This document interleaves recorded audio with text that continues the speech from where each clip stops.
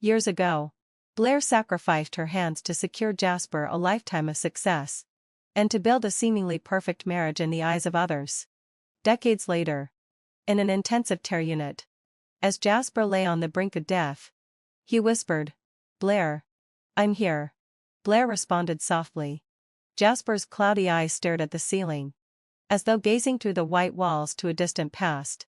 If you hadn't saved me, how much better it would have been." Blair trembled, tears streaming down her face. She thought he was grieving for her, lamenting the hand she had sacrificed. Still in pain for her even in his final moments. But she didn't know, the last thought in Jasper's mind wasn't sorrow for her sacrifice.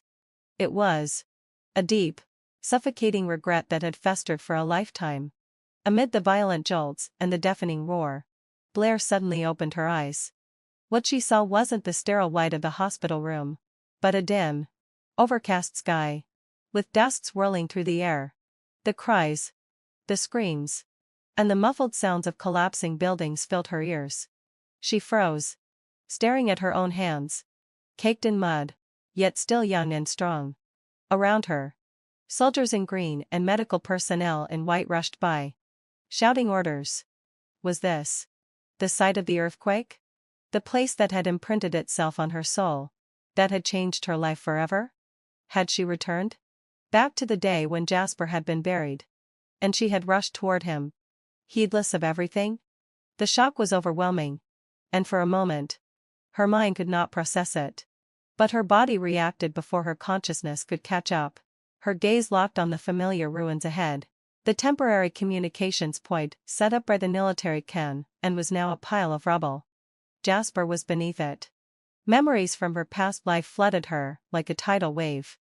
In her previous life, she had saved Jasper at the cost of her hands that could no longer hold a needle. That sacrifice had earned them decades of mutual care. He had become successful, famous, powerful. She had been gentle and virtuous, a model wife and mother. He was the high-ranking commander. She was the admired commander's wife. But she had her regrets. Watching her former colleagues shine while she lived an ordinary life, trapped in the backyard, she had long envied them. She had wanted to be just as radiant. Now that she had been reborn, how would she choose? Thinking of Jasper's sorrow over her ruined hands in his final moments, she hesitated for no longer than a heartbeat. She rushed forward. Though her previous life had been full of regrets, she had never once regretted her choice. This time, she would not waver. She would save him no matter what. She knelt in the ruins, digging desperately with her hands, her nails tearing, blood mingling with the dirt. "Jasper! Jasper! Hang on!" she hoarsely cried, her movements quick and frantic, as though she felt no pain. A faint response came from under the rubble. Pained yet urgent. "Blair?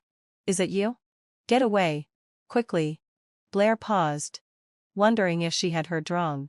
He wanted her to leave? She had never heard him say that in her past life. "It's dangerous here. Aftershocks are coming. You have to leave." Jasper's voice grew louder, filled with anger and of much fear.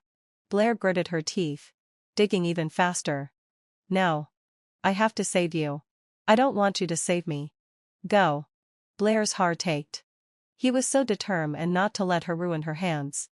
She wanted to tell him she was back, that she wouldn't make the same mistakes as in the past, but instead, she dug more frantically. "Blair. Please. I'm begging you. Don't save me. Please?" Blair's hands froze. She looked up, through the cracks in the bricks, and met Jasper's eyes. Those eyes, once so deep and serious, were now bloodshot, filled with pain, pleading, and perhaps even despair. "I don't want to love like that anymore." His breath came in gasps, his voice dropping to a whisper, but it was like a hammer, pounding on Blair's heart. Live like that? Like what? The years they had spent together? A chill crept up her spine. Blair realized with a jolt Jasper had been reborn too, but he no longer wanted to live with her. The shock of his words rocked Blair to the core. She knelt there, stunned, unable to move. "Over here. Hurry. There are more people beneath the rubble." Another rescue team arrived. As Blair heard their calls, Jasper's eyes, once filled with hopelessness and darkness, suddenly flared with incredible intensity. With what little strength he had, he called toward the rescue team. Altair. Iris, I'm here. Iris? Blair turned her head in the direction of the voice and saw a slender, graceful woman in a white coat, her features delicate, running toward them. Jasper's eyes, fixed on Iris, made Blair's heart ache. It was the excitement of a long-awaited reunion, the affection of something lost and found again. Iris merely nodded at Blair before squatting down to help. Hang on. We'll get you out soon. Iris called. Blair watched as the team quickly cleared the rubble. Soon, let out a low sigh. Jasper's upper body was exposed. At that moment, another violent aftershock hit.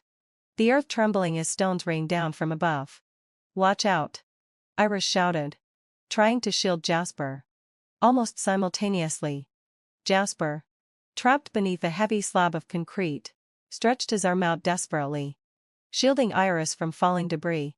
A large stone, the size of a fist, crashed onto his arm with a dull thud. He grunted in pain, his brow furrowing, but he maintained his protective stance. Blair stood frozen, watching. In her past life, almost in the same spot, a stone of similar size had fallen toward her as she frantically dug to save him. Back then, he had only watched, shouting her name to warn her. But now, he stretched out his arm without hesitation to protect her. It turned out that the body's instinct never lies. Watch out! She shouted. The massive stone that had shattered her hands in her previous life, loosened by the repeated tremors, began rolling toward Iris. Iris sighed. Blair watched as Jasper almost screamed, completely disregarding the risk of his already crushed lower body being further pressed. He unleashed an unimaginable force, twisting his body, using his own back to tightly shield the panicked Iris, creating an impenetrable corner between himself and the rubble. The boulder scraped against his spine, falling heavily to the ground, sending up a cloud of dust that nearly engulfed them both.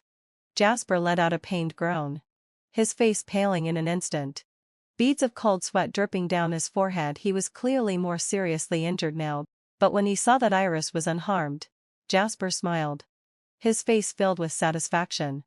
In the previous life, after they married, Jasper became increasingly serious. She had thought it was because he had to be stern as a leader. Now, it seemed, she had been mistaken. Blair stood frozen, watching that glaring scene amidst the dust. Her eyelids involuntarily reddened, and her heart felt as though it were being gripped tightly by an invisible hand. The pain so intense it made it hard to breathe. So this was it? Jasper's greatest regret at the end of his life wasn't lamenting her sacrificed future, but regretting that her sacrifice became the price he had to pay for marrying her. The insurmountable barrier between him and Iris, the person he truly wanted to spend his life with, had never been her. Blair? He had only married her because she had ruined her hands saving him. A sharp pain swept over her in an instant. If only she could tear everything away. Blair thought. She had lived as a joke in her past life. She had believed that a life of mutual care and happiness was within reach. But it had been nothing more than a chain that Jasper could never break free from. A lifelong regret. She took a step back, then another, leaving the scene entirely to Iris. Let go, Blair thought. In this life, he pursued his light, and she chased her dreams. She no longer looked in Jasper's direction. Instead, she turned and walked toward her own battlefield. With the medical knowledge she had accumulated from her past life and the still flexible, healthy hands she possessed in this life, she picked up the familiar yet unfamiliar gold needles. Soon, uttered a low sigh. The crowd's gaze shifted from shock to gratitude when they saw this seemingly delicate young woman, her fingertips trembling slightly, swiftly and accurately piercing the occupants. The wounds that had been bleeding profusely began to clot, and the patients who had been racked with pain began to calm down. Even those whose breathing had been faint found their breaths steadier under her hands. All the doubt melted away, replaced by sincere admiration. Girl. Thank you. Thank you so much. My leg was hurting so much. I thought I was going to die. But after you placed that needle, it really worked wonders. Blair. Blair. My child's fever is gone. He's sleeping peacefully. Blair kept herself busy. Her back soaked with sweat. Her face covered in dust, but her eyes grew brighter by the moment. That long-lost feeling of saving lives and realizing her self-worth through her own abilities seemed to be more fulfilling than the pain Jasper had caused her. In her past life, she could only look up to her colleagues, who had achieved greatness and fame. She had once been the shining star in everyone's eyes. But in the end, she became nothing more than the general's wife, someone who only knew how to manage a household. In this life, she would use these hands, once broken and now healed, to make herself shine, to fill the regret of her past life. The rescue operations entered a lull. Out of instinct as a doctor, Blair still felt the urge to check on Jasper.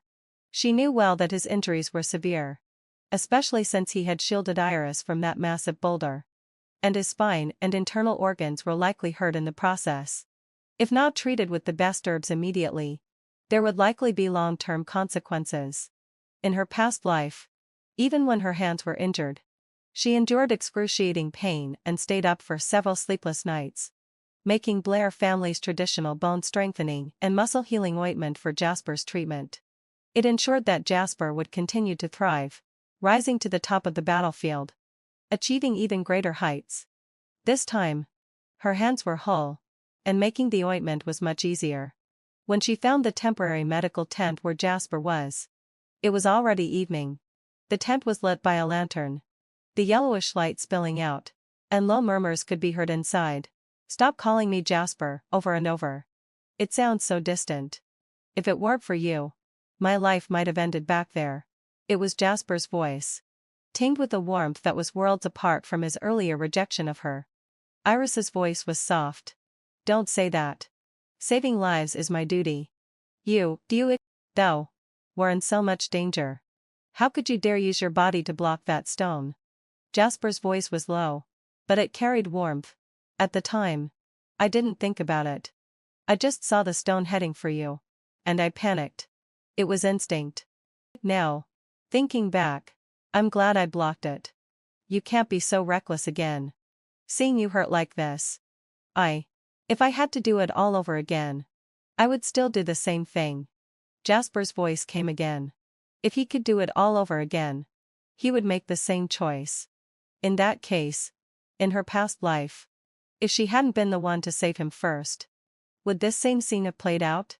How laughable. That she had been so self-deluded, thinking that Jasper loved her, even feeling regretful for the fact that she had once hurt her hands. Being so moved that she followed him after his death without hesitation. She took a deep breath, suppressing the bitterness in her heart, and finally lifted the curtain. The conversation inside ceased immediately. Jasper was lying on a simple bed, and Iris was sitting beside him, checking the bandages. They both turned to look at her. The gentle expression Jasper only had when facing Iris immediately faded, replaced by a formal and distant look that was so quick, it sent a chill through her. Iris furrowed her delicate brow slightly, her gaze carrying a trace of subtle scrutiny and wariness. Blair tried to keep her voice calm. "Jasper, this is my family's traditional ointment. It's highly effective for promoting healing and relieving pain. You should keep it." She handed the small ceramic jar to him. Her nails were slightly damaged from the day's work, and her fingers tight and around the jar. Jasper's gaze lingered on the ancient ceramic jar for less than a second before he quickly looked away, his tone flat. "Thank you, Blair. But there's no need. Altair will take care of my injuries. I trust her." Blair's hand froze in mid-air. Blair? After decades of sharing everything. And now, it was this distant comrade? Her extended hand, not knowing whether to retract or continue offering, hung awkwardly. Jasper seemed completely unaware of her discomfort. He didn't even meet her gaze. "This ointment must be very precious. Comrade Blair.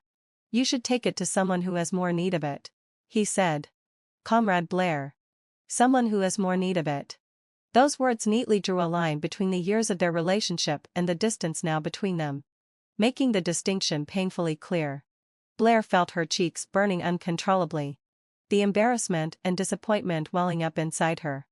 Blair felt a surge of anger mixed with the cold sting of betrayal. her good intentions trampled. She could even feel Iris's gaze, which was filled with pity, or perhaps more accurately, the look of a victor, surveying her fallen adversary.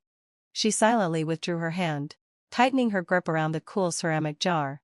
"Sorry to interrupt," she whispered, turning swiftly to leave the tent, desperate to escape the embarrassment that had settled in the air.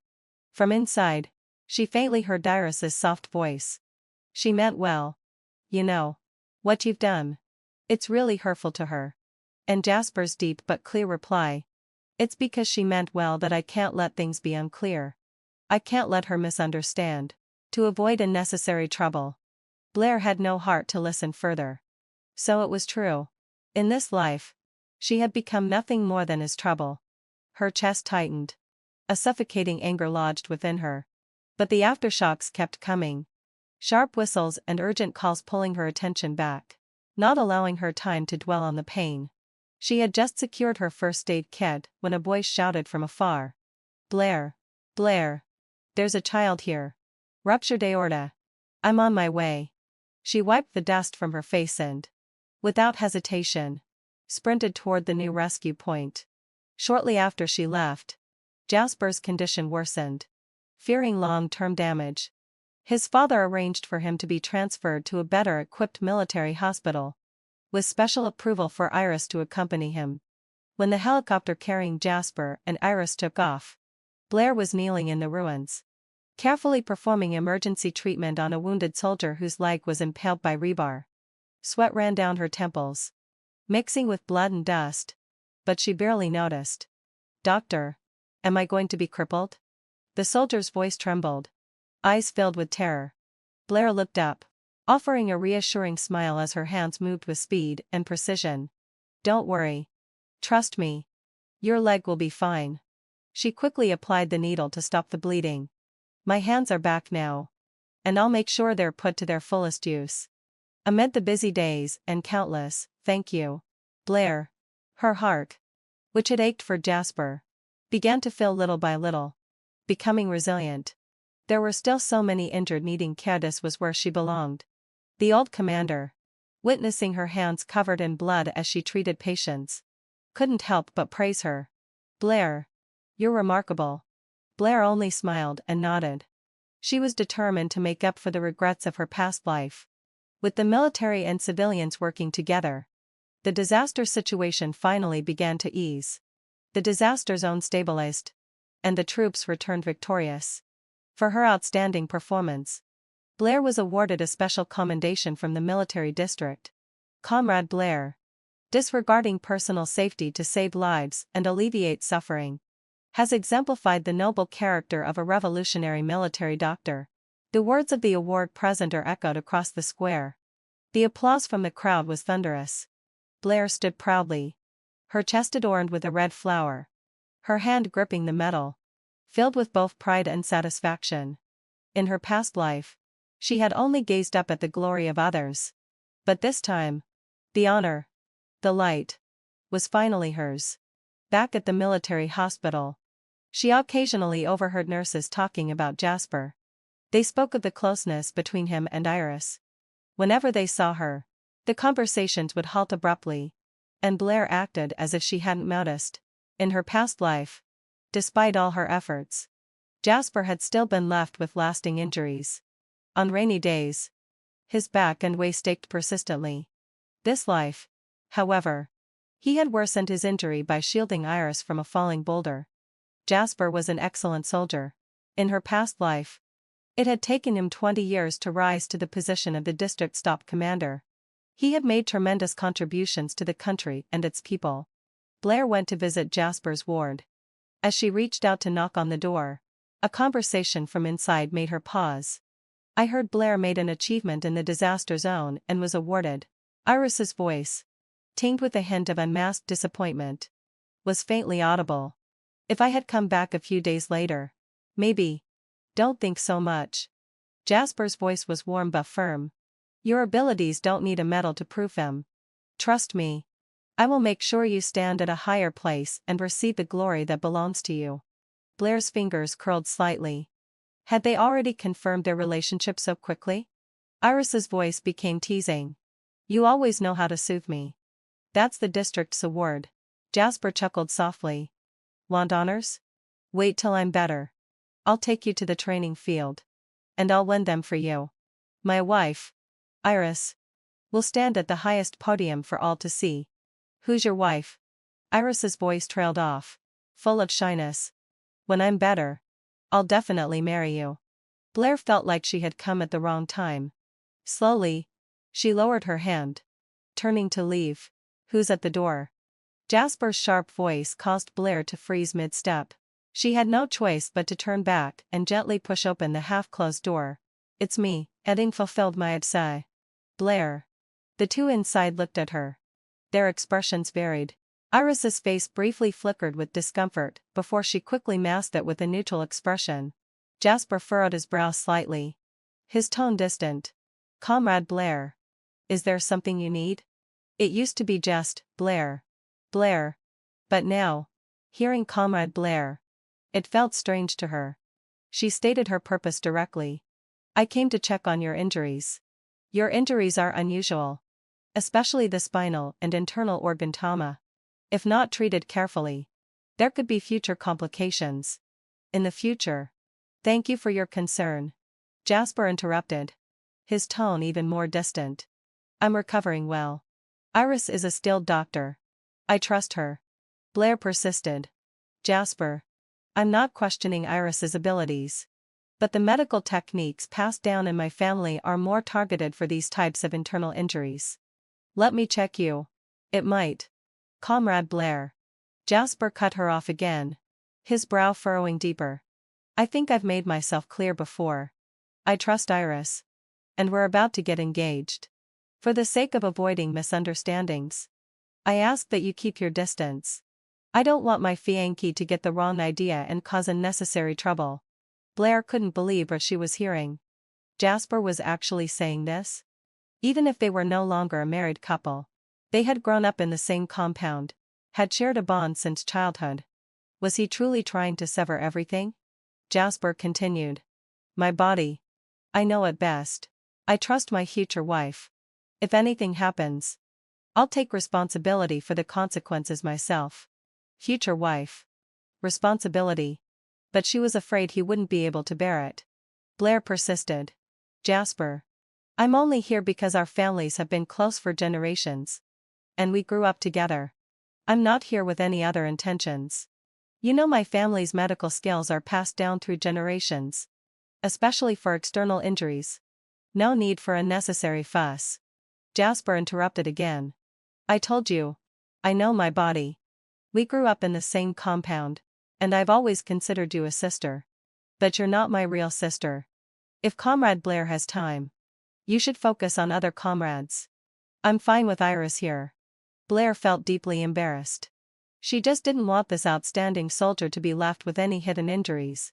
Yet he was treating her like a nuisance. Eager to get rid of her. She looked at Jasper's firm expression. Then glanced at Iris, who stood silently beside him. In the end, all her words turned into a bitter curve at the corner of her lips. I understand. I'm sorry to have disturbed you. She turned and left, gently closing the door behind her.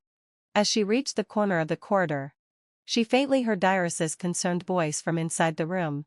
Jasper, do you think this is too harsh on her? The whole military district is talking about how she likes you. Then came Jasper's calm, almost cold response. If she likes me, does that mean I have to like her? You know I only like you. I'm doing this so she doesn't get any inappropriate ideas and upset you. Blair leaned against the cold wall, closing her eyes and taking a deep breath. The feelings of 2 lifetimes still left her chest tight. She likes me. Does that mean I have to like her? Inappropriate thoughts. Upset you. Fine then. From now on, let them be strangers. Blair never denied that Jasper was a responsible and capable man. In her past life.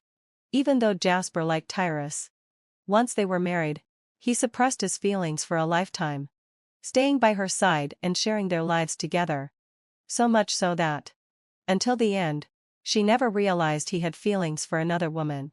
That's why, in this life, he was blunt and thorough in rejecting her. not wanting her to cling to him, and offering Iris enough security. Blair could understand that. Blair understood now that in her past life, no one had wronged anyone. It was all just a matter of choices. In this life, since Jasper had made his choice, she would only wish him well. She secretly found Iris and handed her the ointment she had prepared. Altair. This is a traditional ointment from my maternal family. It will help with Jasper's injuries. Jasper doesn't want to accept my good intentions. But I know you care about his health. So. Before Blair could finish, Iris immediately interrupted. Blair. Jasper's health is my responsibility. Don't worry about it. I hope you'll keep your distance from him and not care for him like this. Do you know? Sometimes, your concern becomes a burden to others. Iris's words made Blair feel embarrassed. But she still calmly replied, I'm only doing this out of my duty as a doctor. I can't bear to see such an outstanding soldier with his future. Enough. Iris sneered. Duty? With so many wounded in the hospital, how come I didn't see you care for anyone else with the same duty? Blair. We're all sensible people. No need to say more. Jasper is with me now. I hope you'll keep your distance and stop letting others gossip about you stealing my man. Your family may not care about reputation, but my parents taught me since I was a child not to break up other people's relationships. Save your ointment for those who need it. Everything with Jasper is already taken care of by me. Blair looked at Iris's delicate yet wary face and suddenly felt a sense of exhaustion. But she still forced the ointment into Iris's hands. Don't worry. I'm not interested in Jasper. I'm doing this with a good heart. If you really care for him, give him the ointment to try. With that, she didn't wait for Iris's reaction. She turned and left. Iris, looking at the ointment in her hands, scoffed and casually tossed it into the trash. Blair felt a little more at ease after handing over the ointment. With the weekend off, she finally found some time to visit her parents in the old compound. But before she could even reach her doorstep, a familiar voice called out to her. Blair. Oh, I finally found you. Jasper's mother came over quickly, holding a basket of groceries, and without letting go, grabbed her hand, looking her over. Look at those dark circles under your eyes. You must be exhausted from the hospital. You've even lost weight. She squeezed Blair's wrist affectionately. Come to my house for dinner tonight. I've made ginseng chicken soup to help you replenish your energy. Blair instinctively tried to pull her hand back, but it was held tighter. In the past, this kind of affection would have warmed her heart, but now, it only felt awkward. She forced a smile. Jasper's mother. Really, heading Xianxia. There's no need. Don't be so polite with me. Jasper's mother scolded lightly, interrupting her. You grew up under my eyes. How can you be so distant now that you're all grown up? Just as Blair was at a loss for how to refuse, a familiar voice came from behind. Mom. Blair froze and slowly turned around. Jasper was standing not far away, using a cane, and Iris was carefully holding onto his arm. The moment their gazes met, the air seemed to freeze. Jasper's mother's smile immediately stiff, and as she looked at Iris with clear displeasure, Jasper, leaning on his cane, walked up to his mother, casting a brief, indifferent glance at Blair before directly introducing Iris. Mom. This is Iris. My girlfriend. He gently took Iris's hand. Iris. This is my mother. Iris stepped forward, a little awkwardly, and said, Hello. Auntie. Jasper's mother's expression shifted from shock to confusion as she looked from her son to Iris, and then finally rested her gaze on Blair. Without realizing it, she gripped Blair's hand more tightly. Jasper, seeing his mother's reaction, frowned and spoke up. Mom. Blair has things to do. Don't keep her here. Besides, it's my first time bringing a girlfriend home. It wouldn't be proper with outsiders around. Jasper's mother wanted to maintain some decorum, but hearing her son's words, a cold chill ran through her. Even with a girlfriend, how could he treat Blair, someone who grew up with him, like this? After all, Blair was the daughter-in-law she had already accepted. Jasper. What are you saying? What do you mean outsider? Blair is not an outsider. What's going on between you two? And her. Before Jasper's mother could finish, Blair quickly interrupted, seizing the chance to pull her hand back. Jasper's mother. I haven't seen my parents for a while. I'll go back now. Blair. Wait. Jasper's mother tried to say something else. But Blair had already turned, almost running back to her house. She vaguely heard Jasper's mother's restrained, angry voice. Jasper. What are you doing? Are you trying to drive me crazy? You and Blair. Mom, hadn't fulfilled my obsession. I like Iris. Not Blair. Don't mention Blair and me together again, or Iris will misunderstand. The metal gate slammed shut, with a loud clink, and Blair left all the awkwardness behind her. She looked at the familiar courtyard, smelled the familiar scent of food, and shouted at the top of her lungs. Dad. Mom. I'm home. Blair's family was warm and harmonious. But the atmosphere in the Jasper family was awkward. After that day, rumors gradually started spreading around the military district compound. Did you hear? Jasper brought home a girlfriend. But Jasper's dad and his wife didn't even let her in the door. If you ask me, Blair's daughter is perfect. She and Jasper have been childhood sweethearts. And her family comes from a long line of doctors. Jasper's mom dotes on her like a real daughter. Exactly. I was there that day. And when Jasper's mom saw that altar, her face turned green. That Blair girl. We all know what she's thinking. We thought they were going to end up together. But then out of nowhere, here comes a third party. These idle gossip and whispers inevitably reached Blair's ears. Blair could only pretend she hadn't heard them. Thick-skinned as ever. It was her own fault. Really. After all. At that time. She had been like a shadow, following Jasper wherever he went. The entire compound knew how Blair felt back then. But now Jasper was getting married, and his bride was Iris. To the people around her, she had naturally become the abandoned and unpitiful one. It would be a lie to say it wasn't awkward. There was a certain discomfort. But fortunately, after all these years, her skin had thickened. In order to avoid unnecessary trouble, she tried her best to avoid running into Jasper and Iris. But of course, there were moments when avoidance was impossible. Seeing Iris's posture, Blair knew it wasn't that she couldn't avoid her, but that Iris was waiting for her. Iris's face looked worse than before, and her tone was even more direct. Blair. What's your meaning? You promised me last time that you wouldn't meddle with Jasper anymore. So why are you secretly stirring things up? Making his mother oppose us? Blair frowned. I think you've misunderstood. I've never said anything against you to Jasper's mom. Iris sneered. Misunderstood? The whole compound is talking about it. They say Jasper's mom only accepts you as a daughter-in-law. If you hadn't said something behind the scenes, why would she be so against me? How could she be blamed for Jasper's mom not liking her? Blair didn't know how to respond. Altair. I'm very busy and don't have time to meddle in their issues with Jasper's family.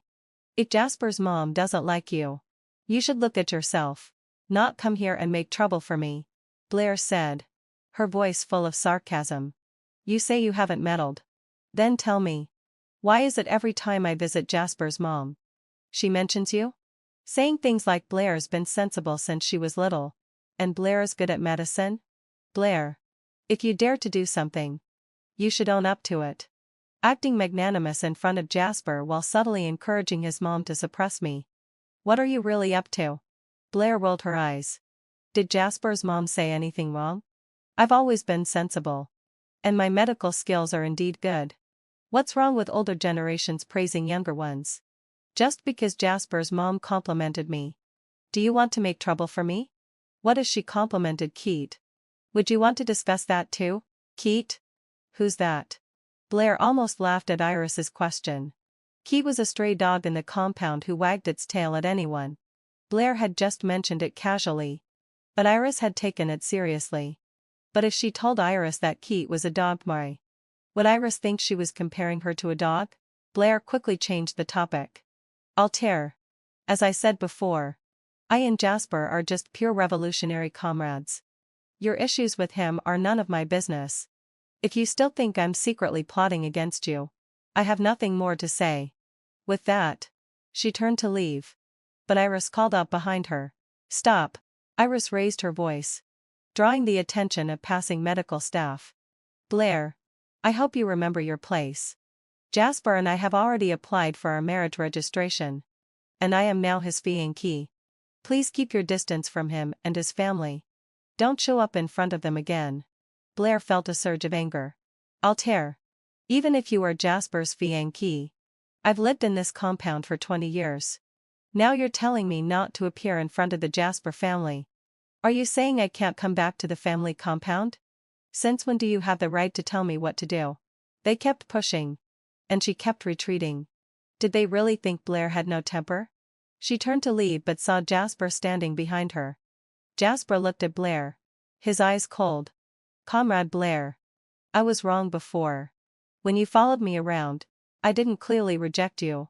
And I apologize for the misunderstanding. But now that I'm about to marry Iris, I ask that you give her the respect she deserves. Blair's face turned crimson. It was because she was angry. She had only spoken the truth, asking why Iris thought she could give her orders. But Jasper had said this. He surely knew what his words meant. It meant that Blair was shameless, clinging to him. Good job, Jasper. To defend Iris. He trampled on her dignity. How could their two families have such a good relationship? Blair never imagined that she and Jasper would reach this point. Looking at the gossiping crowd, Blair felt embarrassed and wronged. Reborn? She asked herself. Had she ever done anything wrong to them? Why did they keep bullying her? Over and over? If Blair had been 20 years old, she would have been too ashamed to face anyone by now. But having lived this second life, she was finally furious. Jasper. I want you to understand something. The reason I pursued you in the past was because we grew up in the same compound. I treated you like an older brother. Since you think I've become a burden to you, don't worry. From now on, you're you. And I'm me. We'll just be strangers. But since we're still in the same compound, I'll send my gift for your wedding and wish you both a long and happy life. Also, having Jade Romance. Please stop trying to get attention from me. You may not mind, but it's getting annoying. Jasper froze. He had always known Blair liked him. He didn't reject her because their families were close. And he didn't want to cause a rift. But it was because he didn't reject her that there were regrets in their past lives. This time, he would not make the same mistake. But hearing Blair's cold, final words, Jasper felt a strange discomfort, though he quickly suppressed it. This was what he wanted. He looked at Blair again and spoke. If we disturbed you, I apologize. You know my mother. She's been misunderstanding Iris recently due to some rumors. And her attitude hasn't been great. Blair didn't respond, quietly waiting for him to continue. I know this may not be your intention. Jasper took a deep breath. But could you please find a moment to talk to my mother? Let her know that she shouldn't keep pushing you and me together. It's causing Iris a lot of stress and pressure. Blair looked at his furrowed brow, at how worried he was for another woman, and suddenly found it a little ridiculous. Not only was he standing up for Iris, but he was also throwing her under the bus for Iris's sake. The implication in his words was clear. Whatever Blair had said to Jasper's mother had led to the discomfort she felt toward Iris. In his mind, if Jasper's mother liked her, it was her fault. Blair's mere presence was the original sin that troubled Iris.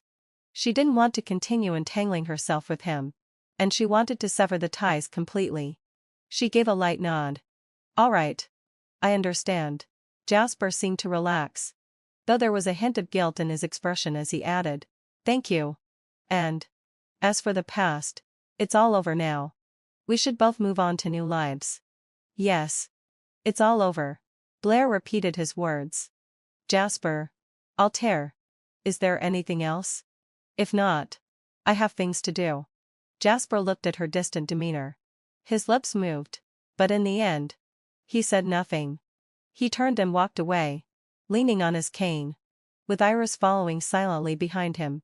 Blair watched his somewhat unsteady figure, which overlapped with the tall and upright figure from her past life. She smiled softly. Jasper. Once the move is made, there's no turning back.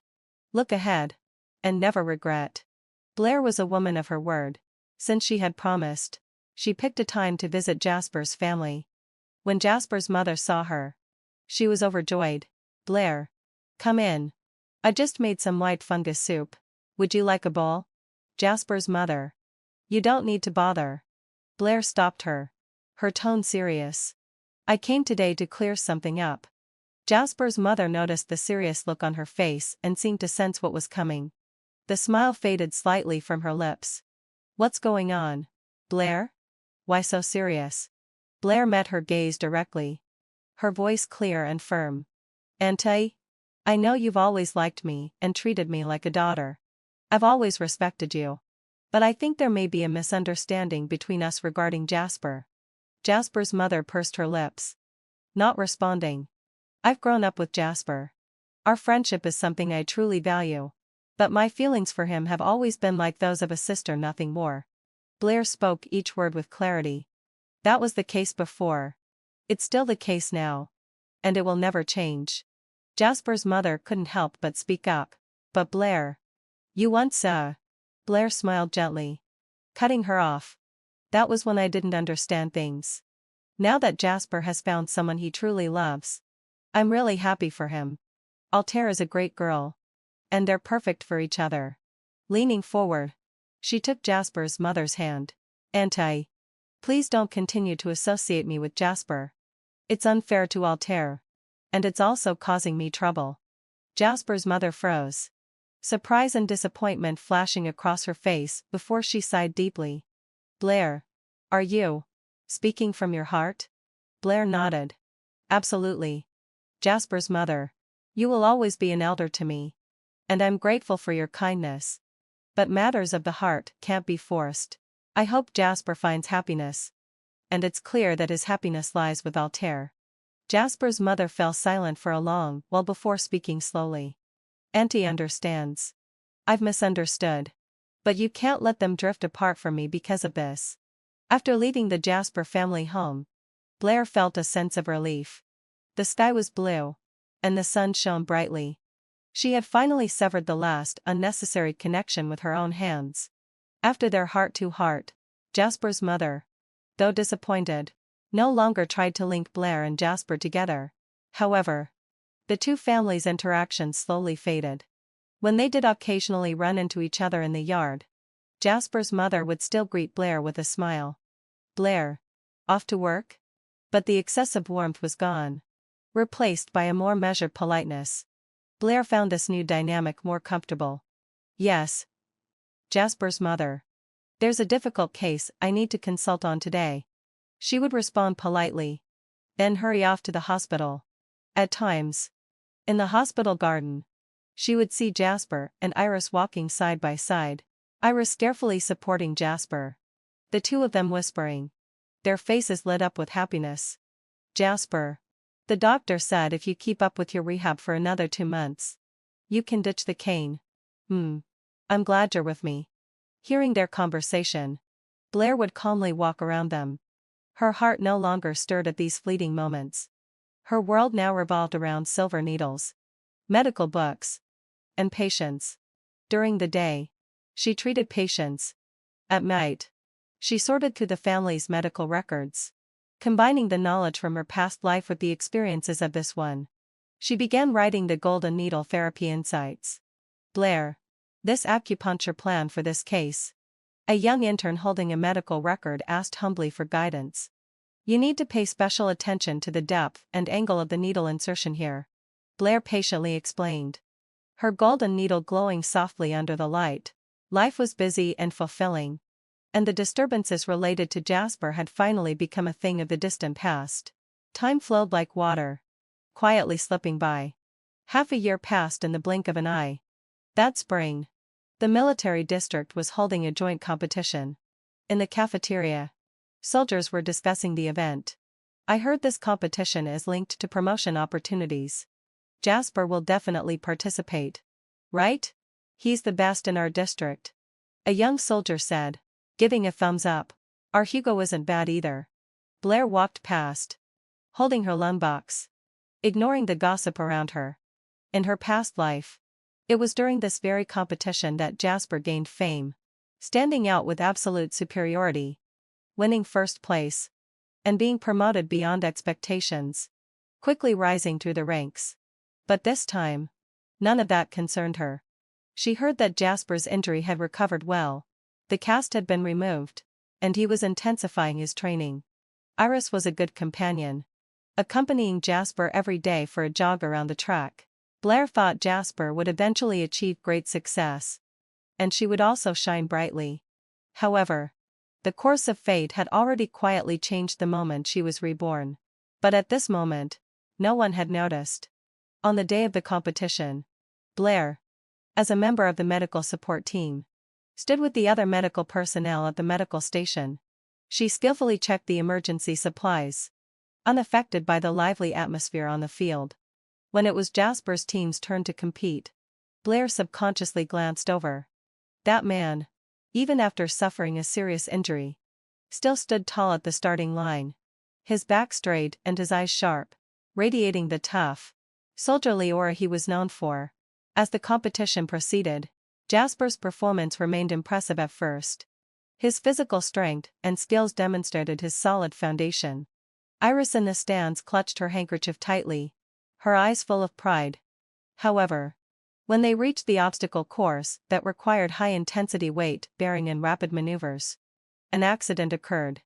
After leaping over a high platform, Jasper's expression suddenly changed, and his movements became noticeably sluggish and awkward. He tried to push through, but the next low crawl net exercise required immense strength in the waist and legs. As soon as he bent down, he let out a suppressed groan, his body involuntarily curling up in pain, and cold sweat instantly beaded on his forehead. Blair immediately grabbed the first aid kit and rushed over. Old injury relapsed. Needs to be sent to the hospital immediately, she calmly assessed, helping the other medical personnel lift him onto a stretcher. There was an uproar in the stands. The once invincible Soldier King had failed during the competition. Blair stood at the medical station, watching the stretcher being carried away, her gaze steady. She thought back to her previous life, when after Jasper's injury, it was she who used the Blair family's secret methods to treat him carefully, allowing him to recover quickly, even better than before. But this time, her ointment was refused, and her subsequent checkups and suggestions were ignored. Perhaps this was fate. Everyone must be responsible for their own choices. The news of Jasper's failure and the relapse of his old injury soon spread throughout the military district. Further medical examinations revealed an unfavorable diagnosis. His previous injuries had not been completely healed, and the extreme physical strain from the competition had caused irreversible damage.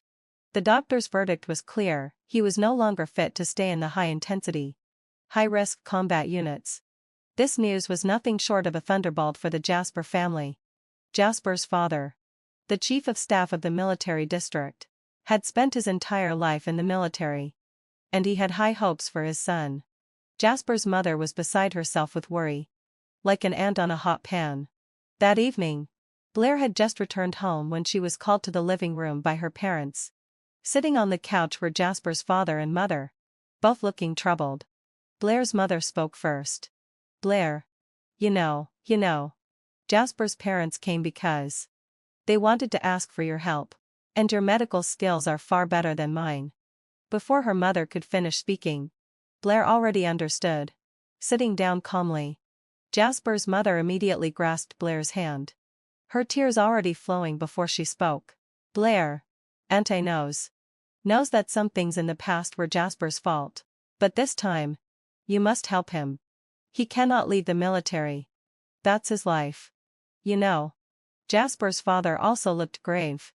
"We've heard that your family's traditional medical methods might still be able to help. Could you please take a look at Jasper? Even if there's just a sliver of hope, we don't want to give up." All eyes were on Blair. Blair's mother also looked at her. "Blair, what do you think?" Ever since Jasper and Iris got together, Blair's mother had been harboring resentment. Back when her daughter followed Jasper around, he had never rejected her.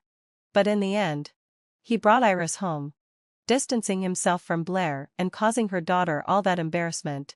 It wasn't easy for her to watch her daughter being dismissed like this. But business is business, and personal feelings are personal. Jasper had grown up under her watch. And she didn't want his military career to end like this.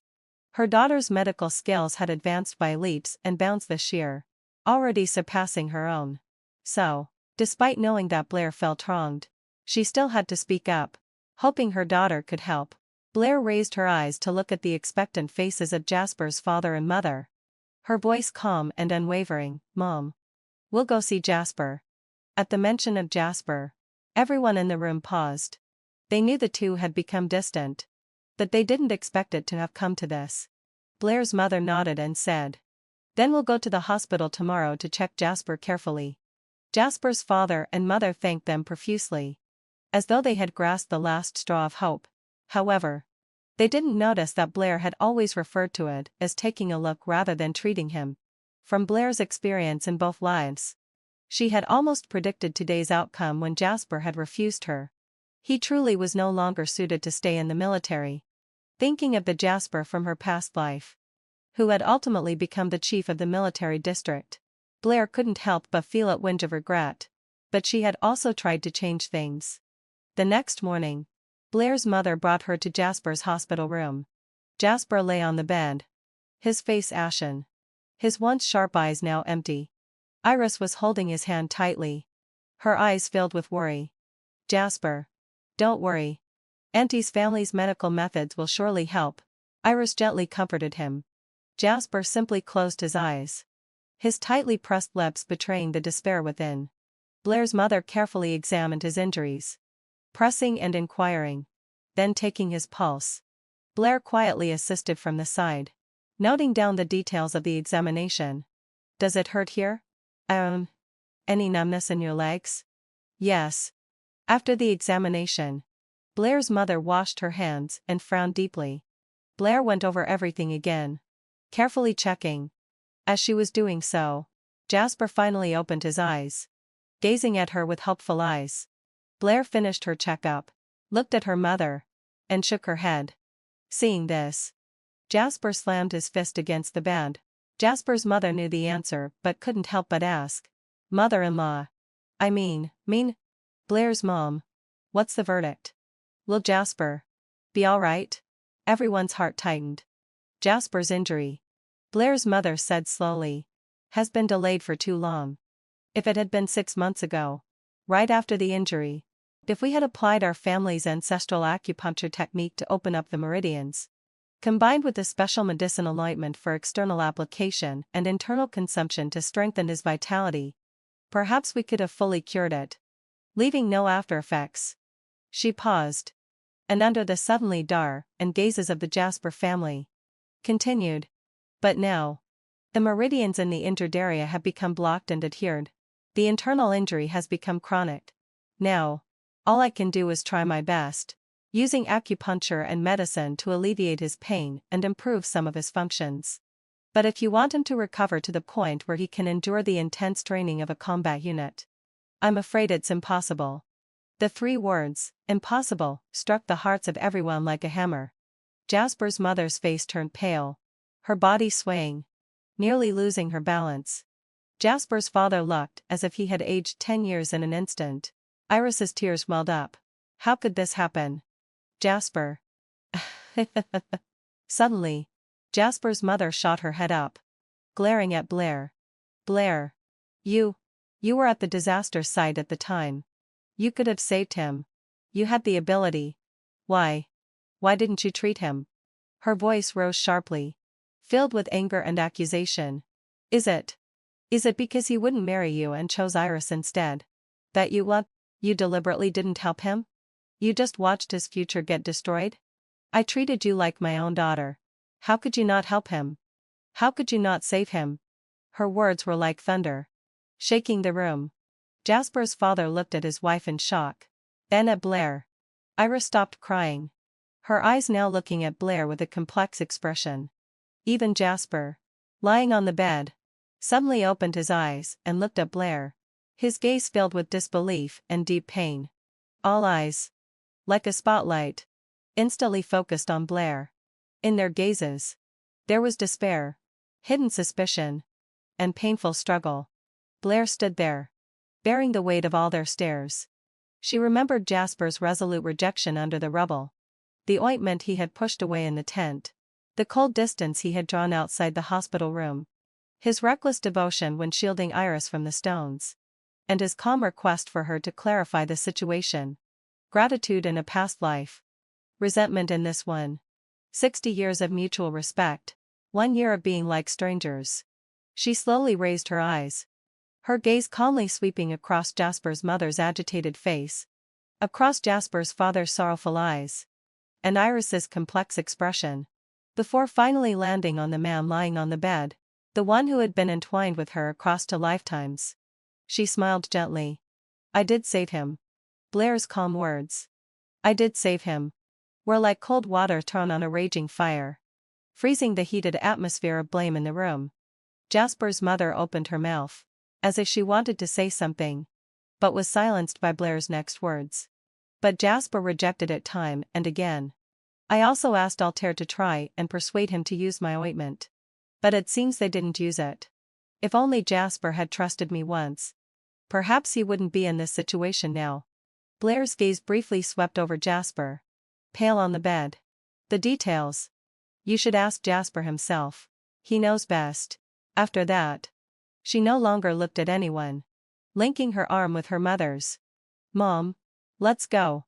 Blair's mother sighed. Patting her daughter's hand. And the two of them, ignoring the various looks behind them, walked straight out of the room. When the door closed, a deathly silence filled the air.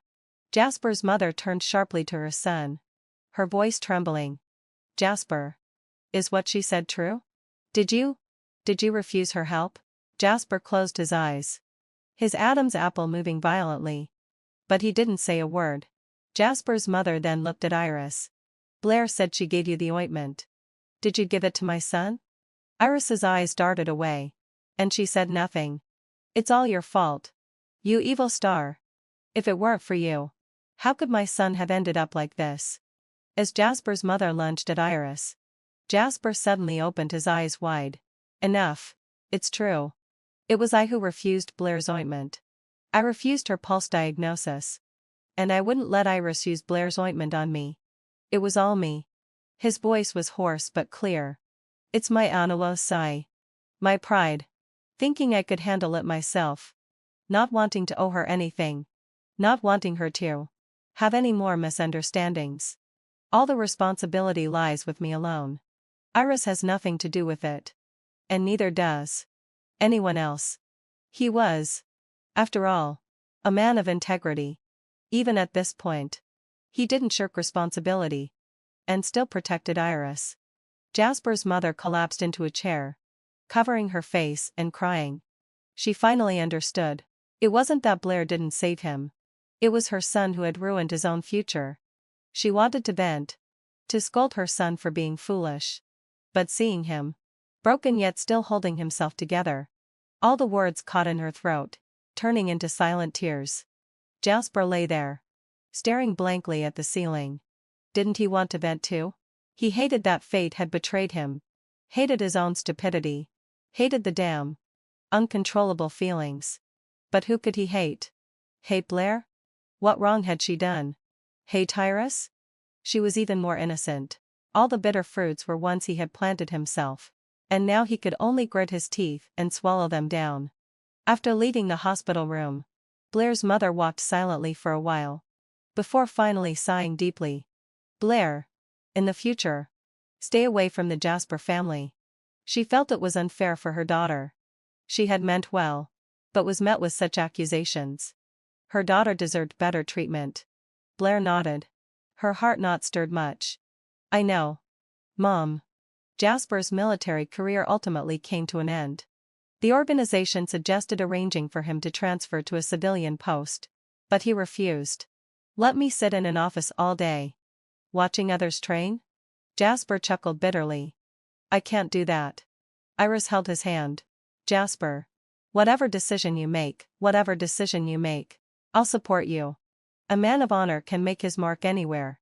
He said this to his concerned parents. His eyes showing the weariness from his injuries. But also a spark of defiance. Soon after, Jasper and Iris got married. The wedding was grand. Almost everyone from the compound was invited. Red wedding banners. The sound of drums. Guests filling the venue. And blessings echoing throughout. Jasper, dressed in wedding attire, still stood tall, though if one looked closely, his brow lacked the sharpness of before, now bearing a hint of melancholy. Iris, in her red wedding dress, smiled like a blooming flower, leaning against him. Blair also received an invitation, and she went. Sitting among the guests, watching the newlywed couple on stage, Blair was reminded of her past life. She and Jasper had simply gone to register their marriage, without even a banquet. At the time, she had thought it was a bond of comradeship, so everything was kept simple.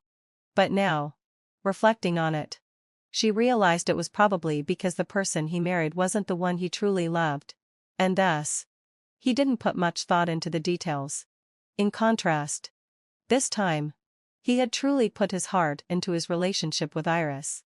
The wedding was lively, and Blair quietly finished her meal, presenting a modest gift of congratulations before quietly leaving. All the past was now finally closed. Jasper's wedding caused quite a stir in the military compound, but as time went on, the excitement gradually faded. Amid the gossip, Blair's parents had been constantly urging her to get married. Blair, her mother said during dinner, looking at her daughter's gaunt face, hesitating to speak. Your Aunt Zhang asked about you again yesterday. Blair lowered her head, pushing food around on her plate. Mom, hadn't said, I've been busy with research lately. Not thinking about anything else. But you're already 25. Blair's father put down his chopsticks. His brow furrowed. The gossip in the compound is getting uglier. People are saying all kinds of things. Your dad is just worried about you. Blair had heard the rumors to that she hadn't moved on from Jasper. And that was why she had stayed single all these years. Could she go out and explain that all she wanted was to focus on her career? Seeing the graying hair at her parents' temples, Blair swallowed the words she wanted to say. This era wasn't like the later years. An unmarried woman was bound to face too much judgment. That evening, Blair's father came home from the army, wearing a rare smile. Blair, come here. I have something good to tell you. He mysteriously pulled out a photo. This is Hugo, the champion of the recent competition.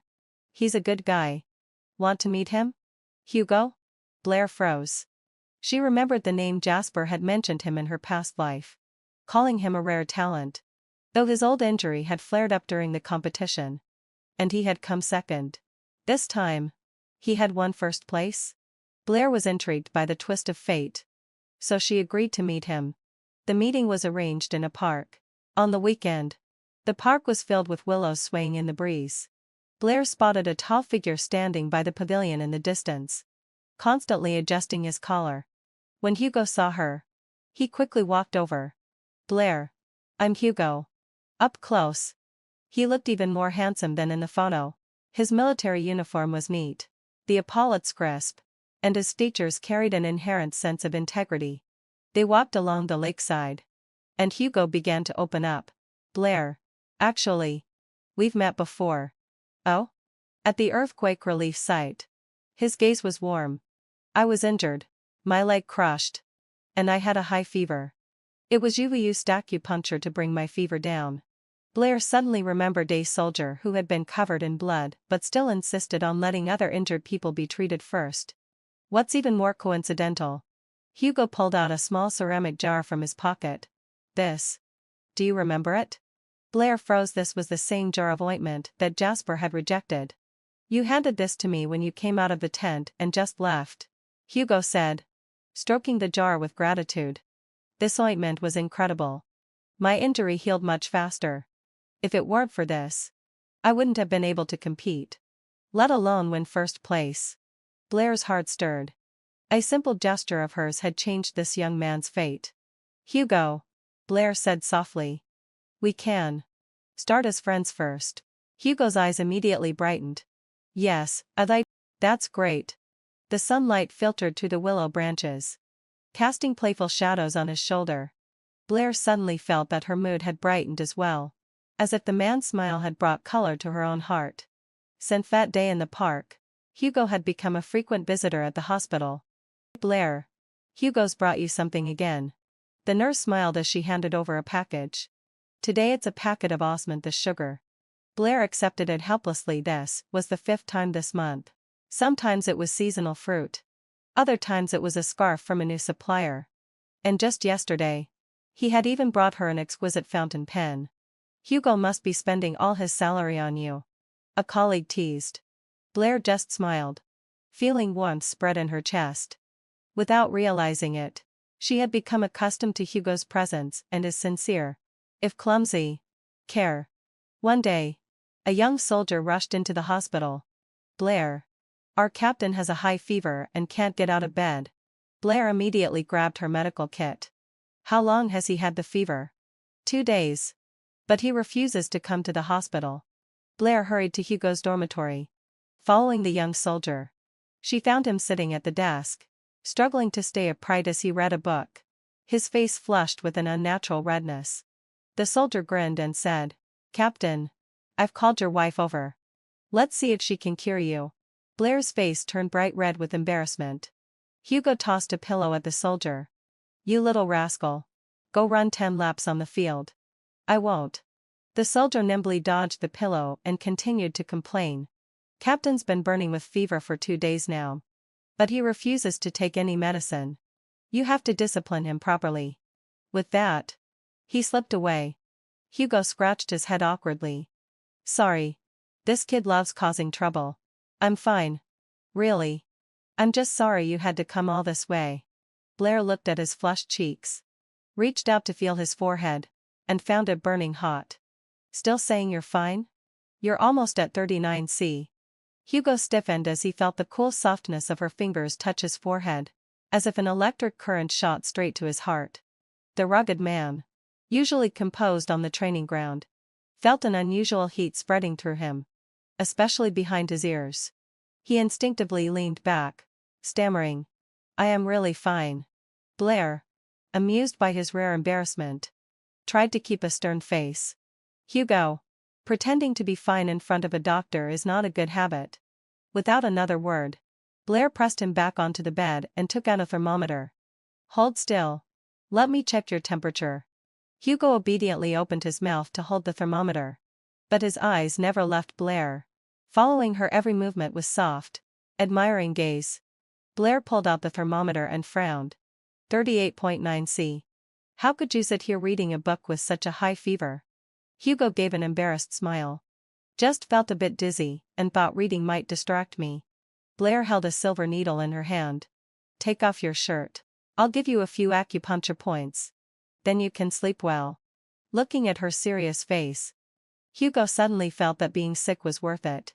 He awkwardly peeled off his shirt, revealing his toned torso. Suddenly remembering something, he quickly put his shirt back on. "Wait. Have you eaten? I'll go get you some food from the mess hall." Blair was both amused and exasperated. "Hugo, you're the one who's sick. Why are you worrying about me?" His ears turned red again. "I'm afraid you might be hungry." In that moment, Hugo was no longer the strict, commanding figure on the training ground. He was just a young man, vulnerable and naive, experiencing love for the first time. Blair's heart softened, and her voice unconsciously became gentler. "Take care of yourself first.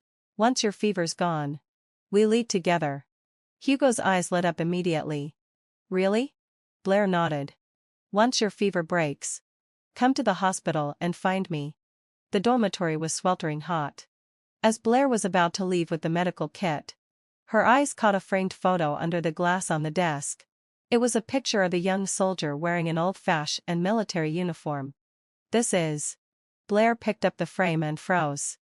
She recognized the face immediately. This young soldier had appeared in her father's cherished old photos, standing next to her father with his arm around his shoulder. Hugo also glanced at the photo. "That's my father. He died when I was 10. Blair's heart raced. "What's your father's name?" "Gideon." Hugo seemed puzzled. "Why do you ask?" Blair urgently pressed. "Did he have another name? Called Gideon?" Hugo suddenly sat up straight, his surprise palpable. "How do you know?" "That was my father's original name. After he died, my family said a hero shouldn't have that name. So they changed it to Gideon. Blair's voice trembled with excitement.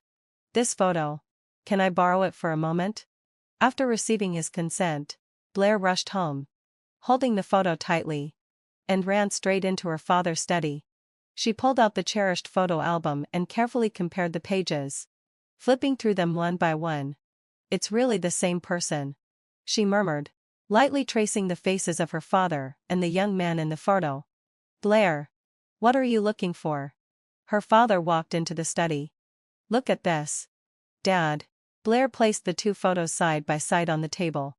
This is Hugo's father's son. I found him. Blair's father put on his reading glasses, his hands trembling. That's right. It's Dog Sheng. It really is Dog Sheng. Tears immediately filled her father's eyes, and his voice choked with emotion. I've been looking for his family for years.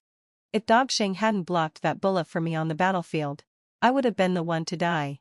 Hurry. Take me to Hugo's father's son. Blair quickly grabbed her father's arm. Dad. He's not someone else. It's Hugo.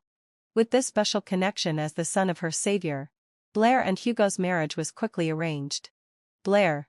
Knowing that you and Hugo will be together, the stone in my heart has finally fallen into place, her father said, patting her hand, his eyes full of satisfaction. Hugo's father must be smiling down from above now, knowing that he can rest in peace. Blair smiled and nodded. I'm happy too. Dad. You found me such a good husband. Hugo, too, focused all his attention on Blair. Ever since his mother passed away, he had been living alone. And now, he had finally found warmth and a home again. Blair. This is the money I've saved over the years. Hugo handed her an envelope with his pay, his ears turning red. I'll leave it all to you to manage. Blair tried to refuse, but couldn't. What if you need money? I live on base and don't need much. Hugo chuckled with a simple smile. If I need any, I'll ask you. As their relationship blossomed, news of it somehow reached Jasper's ears. One day, after Blair had just finished surgery, she was walking out of the hospital when she saw Jasper waiting by the entrance. He was dressed in civilian clothes, looking less imposing than when in his military uniform, with a touch of dishevelment. Blair, he said, cutting straight to the point. His brow furrowed. I heard you're getting married to Hugo? Blair looked at him calmly. Yes. You'll be invited to our wedding. Jasper's voice became urgent. You're not suited for him. Hugo. His personality is too reckless. And his missions are too dangerous. If you really want to find someone, I know a few good comrades. He listed several names. If you really want to be in a relationship, these people are all good. Their family background, character, and position are all reliable. Blair raised an eyebrow, recognizing those names. In her past life, they had all been subordinates under Jasper's direct command, loyal to him. She almost laughed. Did he still think he could dictate her life like the husband he once was? Thank you for your concern, but no thank you. Blair declined firmly. Who I choose to be with is my own business. Seeing her firm attitude, Jasper's brows furrowed even deeper. After a moment of silence, as if making up his mind, he lowered his voice and said, I had a dream. I dreamt that Hugo died on a mission. I'm telling you this because I don't want you to go through the pain of losing a loved one. Blair's heart skipped a beat. In a daze, she recalled her past life, when Jasper indeed had a close comrade who sacrificed his life during a border mission. After attending the memorial service, Jasper had returned in low spirits. And for a long time, he had been melancholic, once lamenting the fragility of life and how his comrade, despite his bravery, was lost too soon. Could that person have been Hugo? A sense of doubt arose in her heart, but looking into Jasper's eyes, so complex and unreadable at that moment, she couldn't be sure if his words were a warning or simply the musings of someone reflecting on the past. But regardless, she no longer needed him to direct her life. Thank you for the warning. But the future?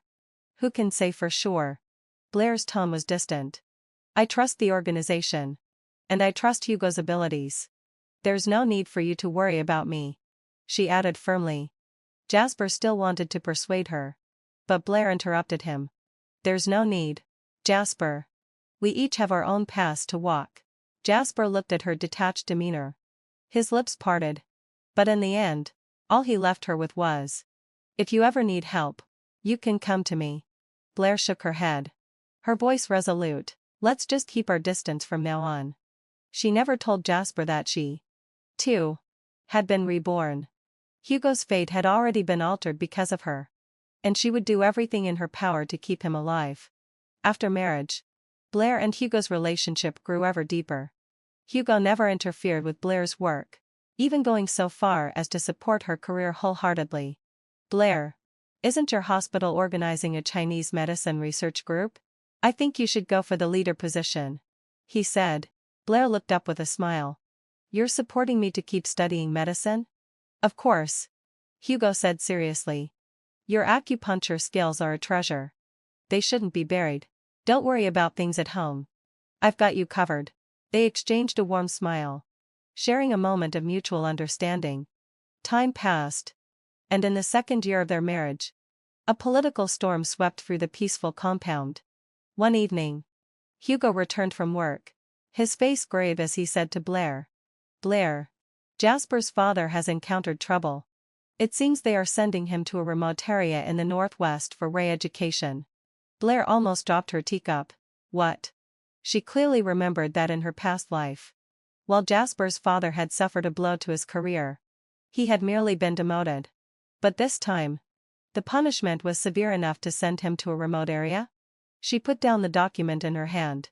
Let's go to my parents' house. When Blair and Hugo arrived at her parents' house, they overheard her parents discussing the matter. Blair's father furrowed his brow. Jasper's father is in a tough spot. I went to the old general today, hoping to speak on his behalf, but the general told me directly not to get involved. Blair's mother sighed. Jasper's father really made a mistake, choosing the wrong side. Blair's father thought for a moment. If someone could stand up for him at the crucial moment and highlight his contributions during the war, it's possible the punishment could be lighter. At that, Blair's father stood up. I'll make another call. What are you going to do? Blair's mother grabbed his arm, her voice urgent. Jasper has been hanging around my daughter for years. And just like that, he moves on and marries Iris. And that time in the hospital, Jasper's wife actually blamed us for not helping Blair when she was dying. But the truth is, her son was the one who wouldn't let Blair help. I don't want to help that family anymore. What if it backfires?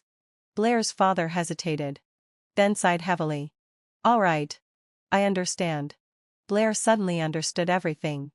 In her past life, her father had put his own safety aside to help Jasper's father.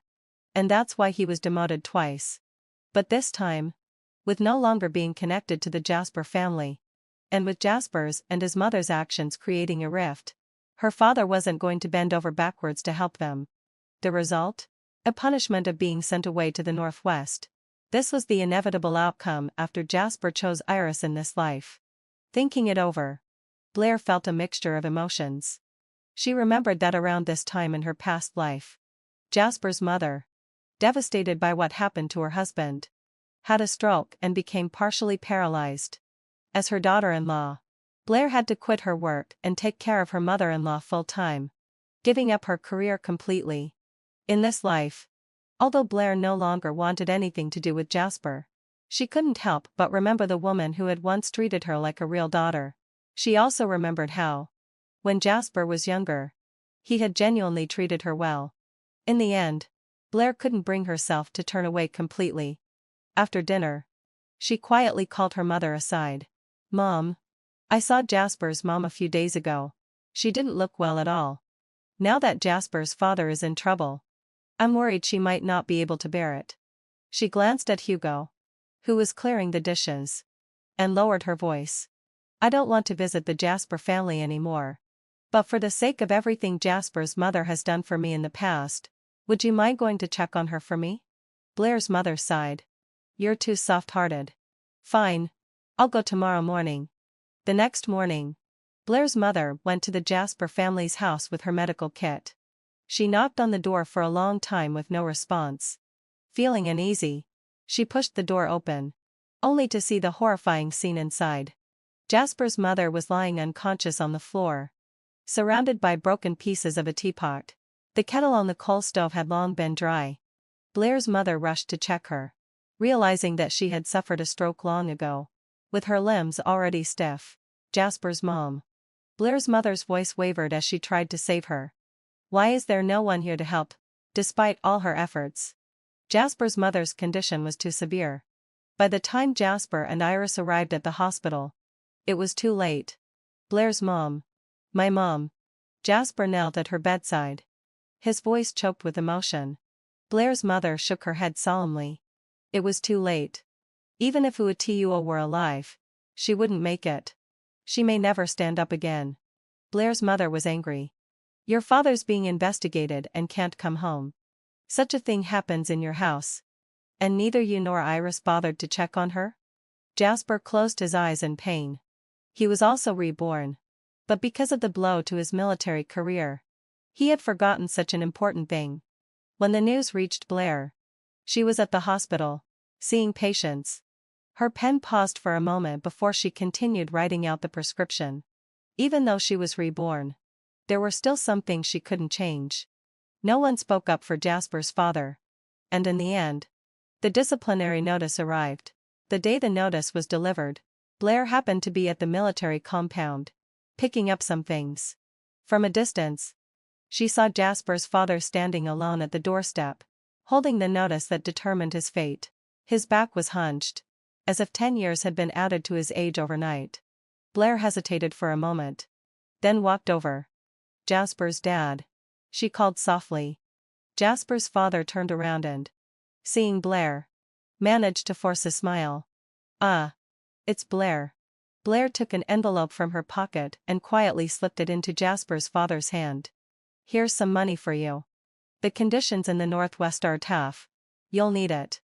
Jasper's father squeezed the thick envelope, his eyes immediately filling with tears. No. Uncle has enough. Please take it, Blair said softly. Even if the house is poor, the road ahead is long. Take it for your journey. Things won't be easy there. But please take care of yourself. Remember, the sun will rise one day. Jasper's father trembled as he took the envelope, tears streaming down his face. Blair. I regret it. It's Jasper who's unlucky. It's him who let you down. If only I. Blair hurriedly interrupted. It's all in the past.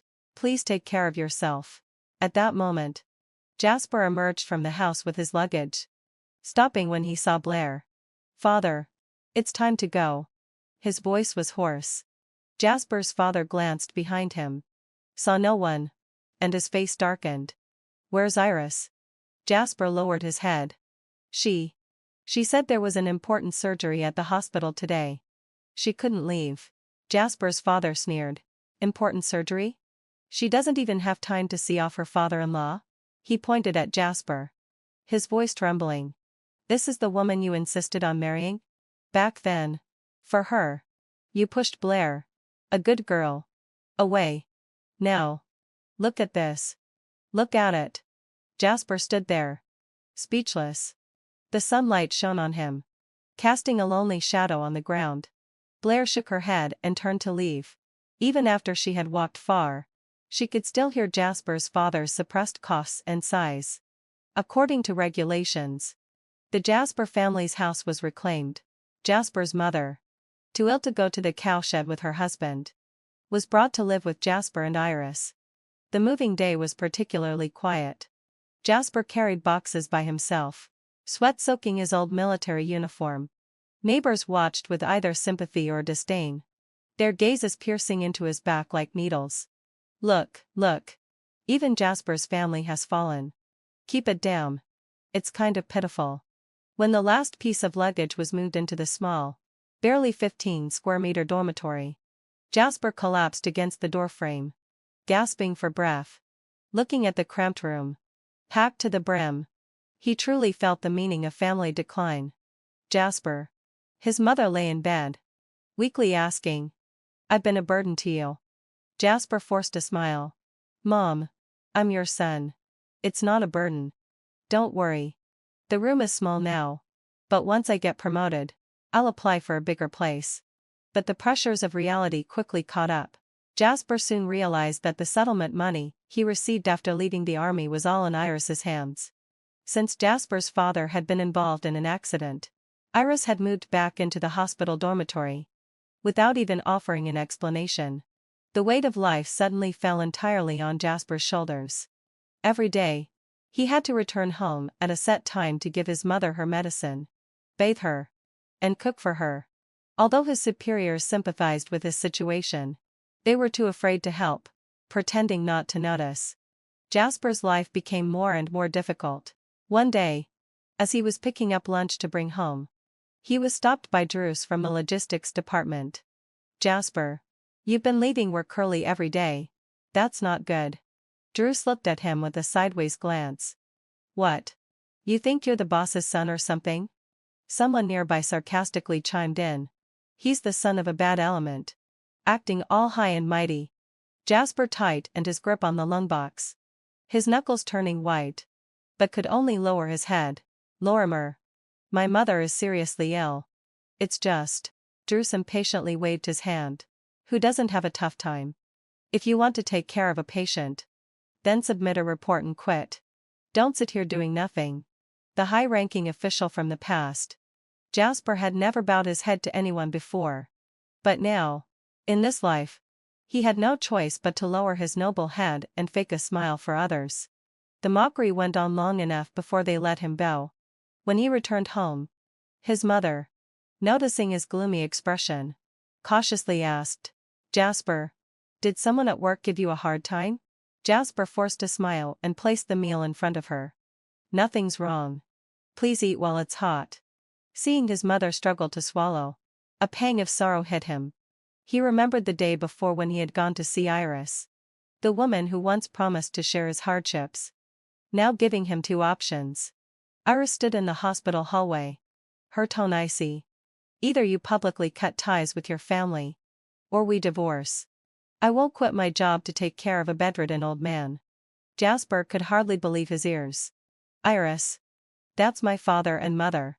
Iris's voice shook with emotion. "But they'll ruin my future." "Jasper, have you thought about that? If I'm labeled like your father, our lives will be over.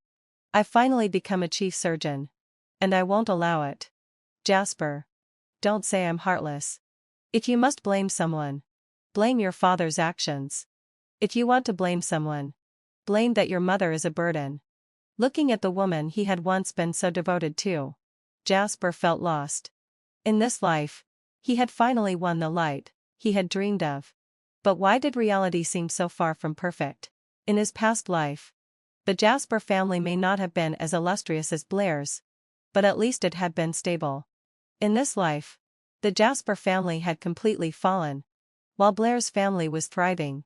In his past life, Blair had willingly given up her job to care for his family. In this life, Iris wanted nothing to do with his parents. In his past life, he had regretted missing out on true love for the rest of his life. In this life, he had fulfilled that regret. But now he yearned for the warm family from his past. The smell of someone else's cooking and the sound of laughter filled the air, making the small room feel even more suffocating. Jasper quietly cleaned the dishes when he suddenly heard his mother softly say from behind, "Son, if only you had married Blair." His hand froze, the hot water splashing onto his hand, but he couldn't feel the pain. The path was his to walk, and no matter how difficult it was, he had to keep going.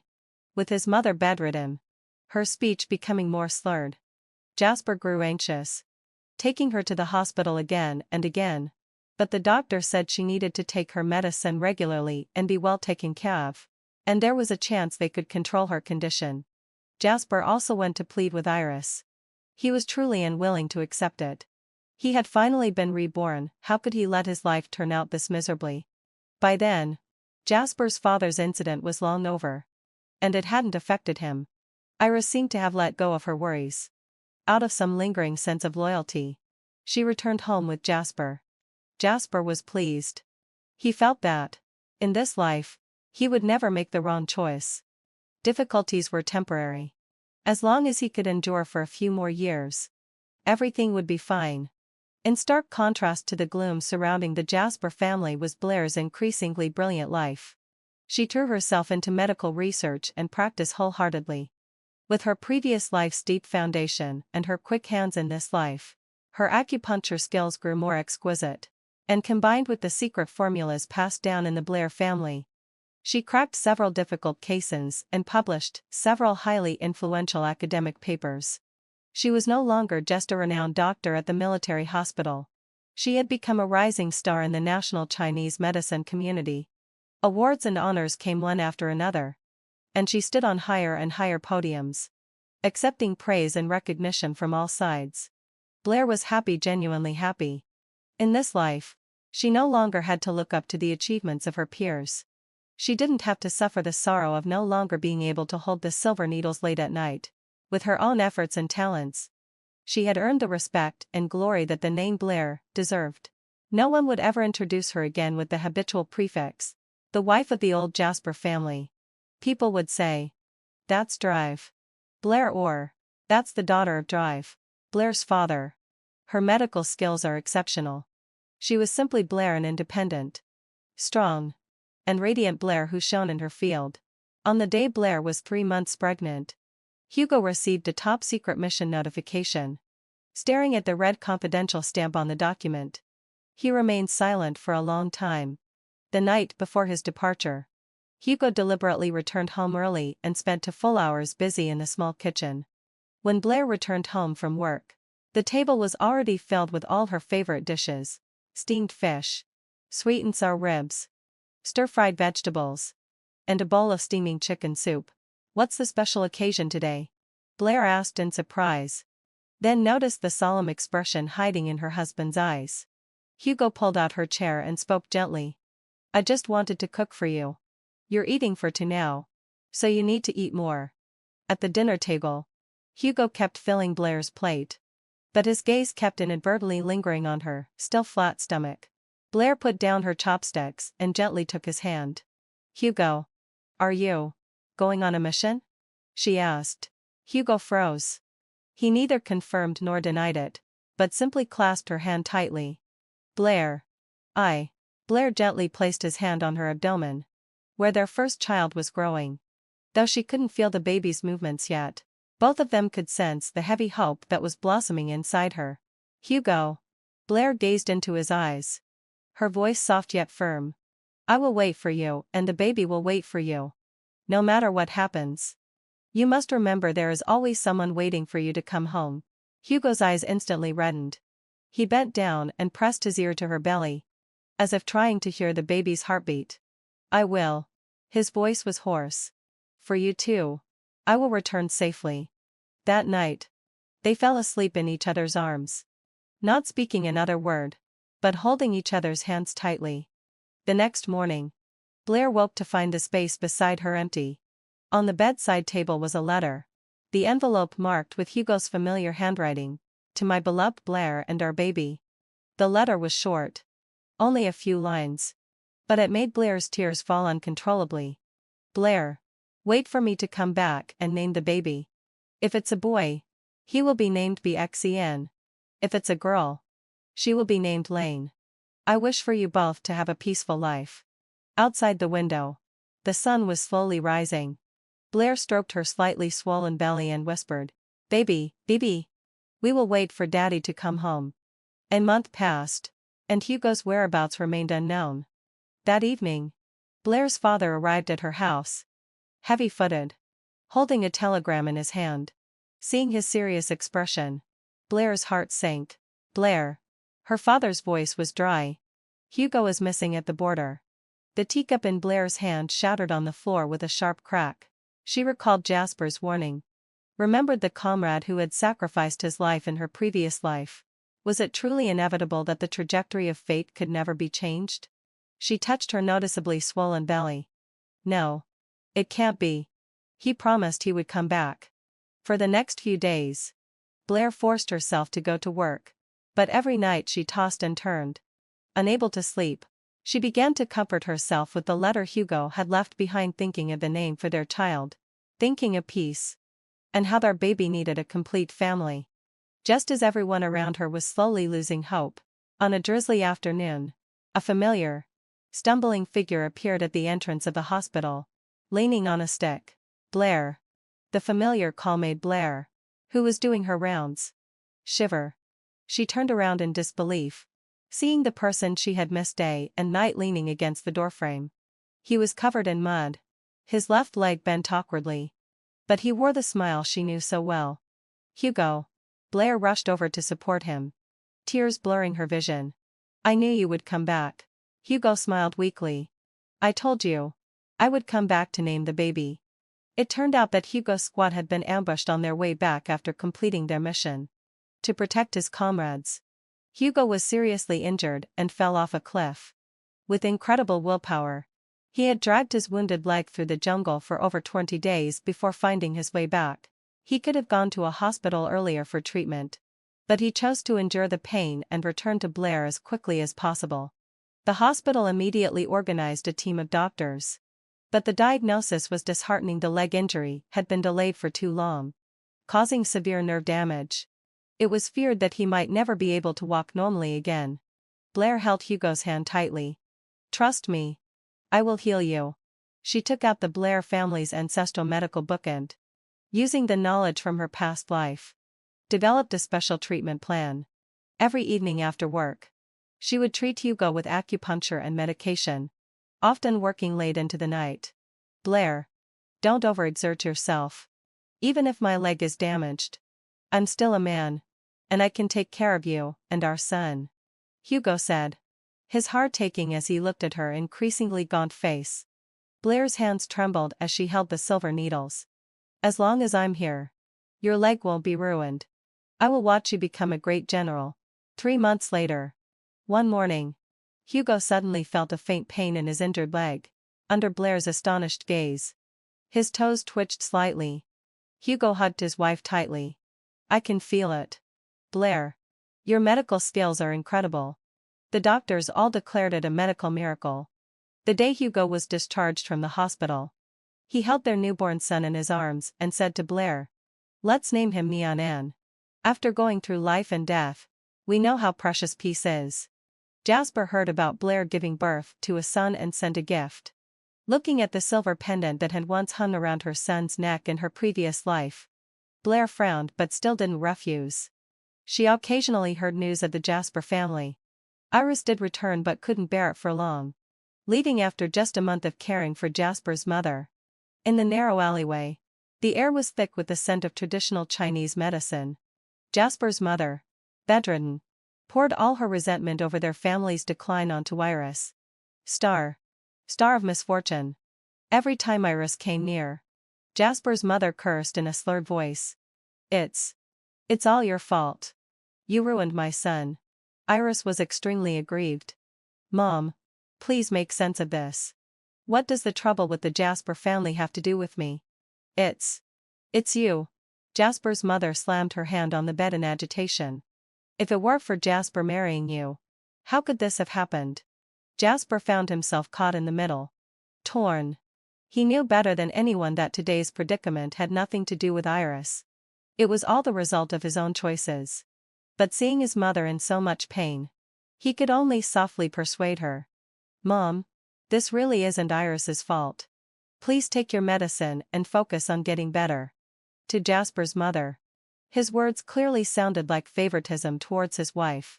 She became even more upset, shouting, "Get out! Both of you!" To Iris, Jasper's defense felt weak and helpless. That day, as she finished work, she overheard Jasper's mother muttering again. Married a wife, but forgot his mother. Blair was so much better. Iris finally exploded. Jasper. I can't go on like this. I've been trying my best to take care of her. But she still keeps thinking about Blair. And you don't argue back. Does that mean you regret marrying me? Jasper didn't know whether he regretted it. He only felt that life was certainly harder than it had been in his previous life. But he still believed that these tough times were temporary. Once the policies improved, everything would get better. But facing Iris's outburst, he also felt powerless. This constant arguing wasn't the life he wanted. He helplessly looked at Iris. Iris, She's my mother. Iris broke down in tears. I work myself to exhaustion every day. And then I come home to this kind of treatment. I can't take it anymore. Jasper. Please let me go. Let's divorce. Hearing the word, divorce again. Jasper didn't feel the same heartbreak as before. For Iris. He had given up Blair. Turned away from treatment in the ruins. And ruined his future. For her. He had distanced himself from his parents. Making his sick mother's condition worse. But he had no regrets. He also felt sorry for Iris. Sympathizing with the hard life they were living together. But if they could just hold on. Everything would be okay. He pleaded with Iris. Iris. Just hold on a few more years. Everything will be fine.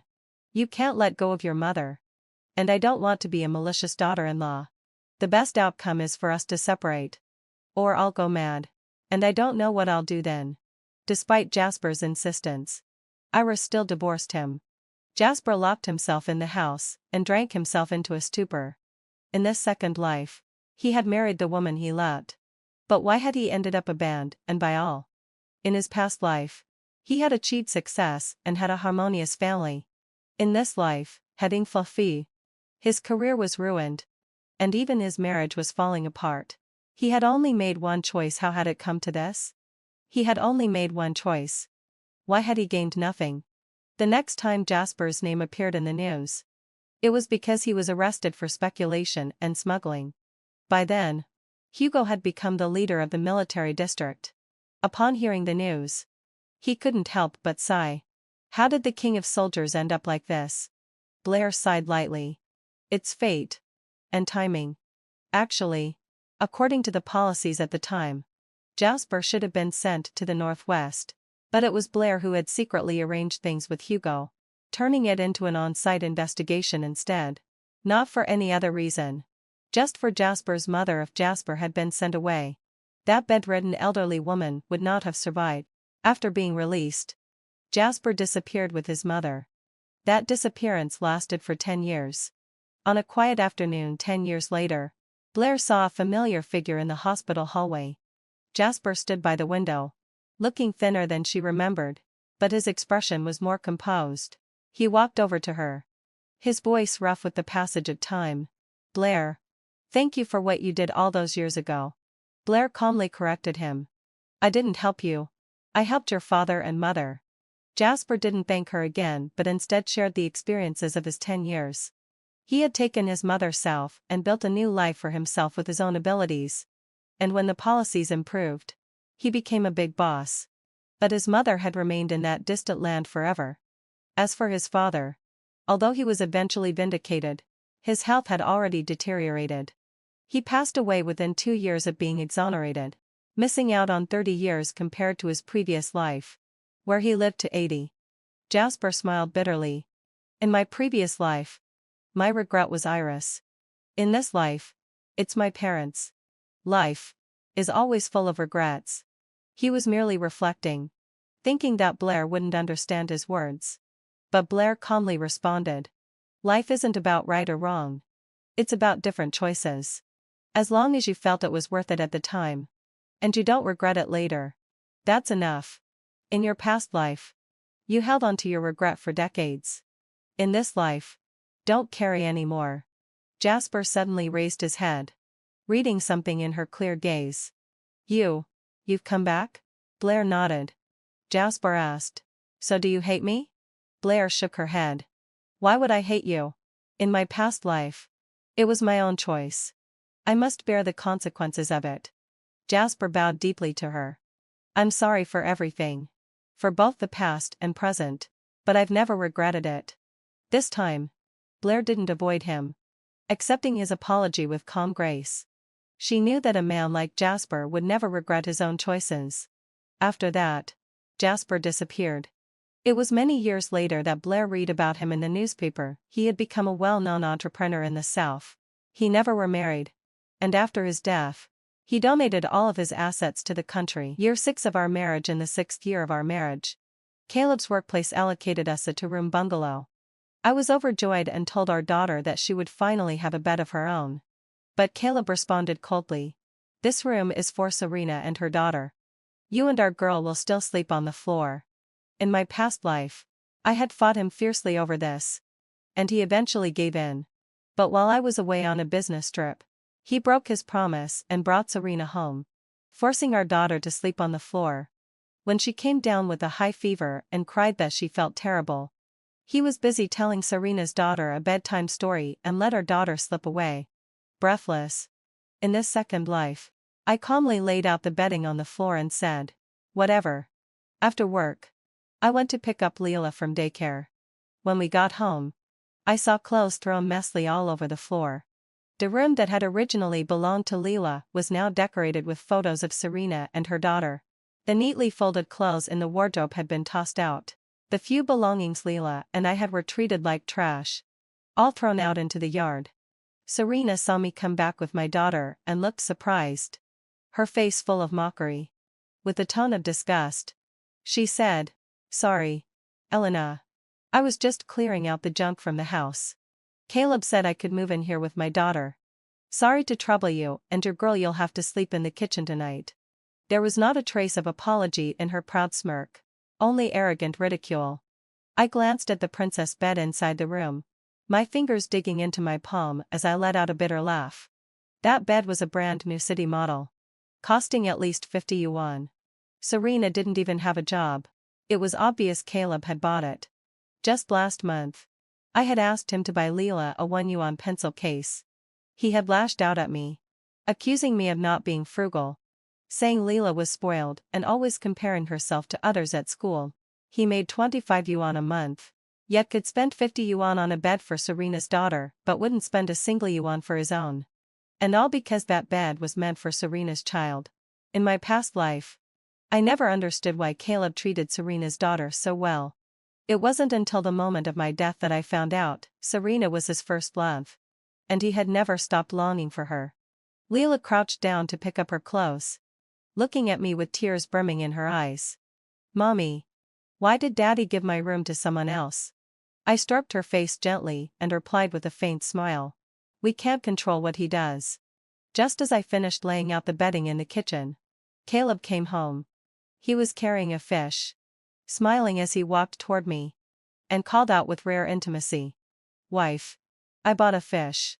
I'll make pickled fish soup for you and Leela tonight. I remember you both said you missed my cooking." Leela was doing her homework nearby. Caleb showed a rare tender expression and kissed her on the cheek, happily showing her a brand new pencil case.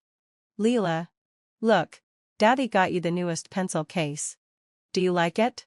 I glanced at him coolly, already seeing through his act. He was only feeling guilty for letting Serena and her daughter move in without telling me. A slap followed by candy, just a cheap way to brush us off. Leela wriggled out of his arms and ran to me. She didn't seem excited at all. Instead, she softly shook her head. "I don't like it anymore." Caleb's face darkened instantly. He threw the pencil case to the ground, smashing it into pieces. "I brought home gifts out of kindness. And this is how you to treat me? Elena, it's your fault teaching our daughter to be ungrateful."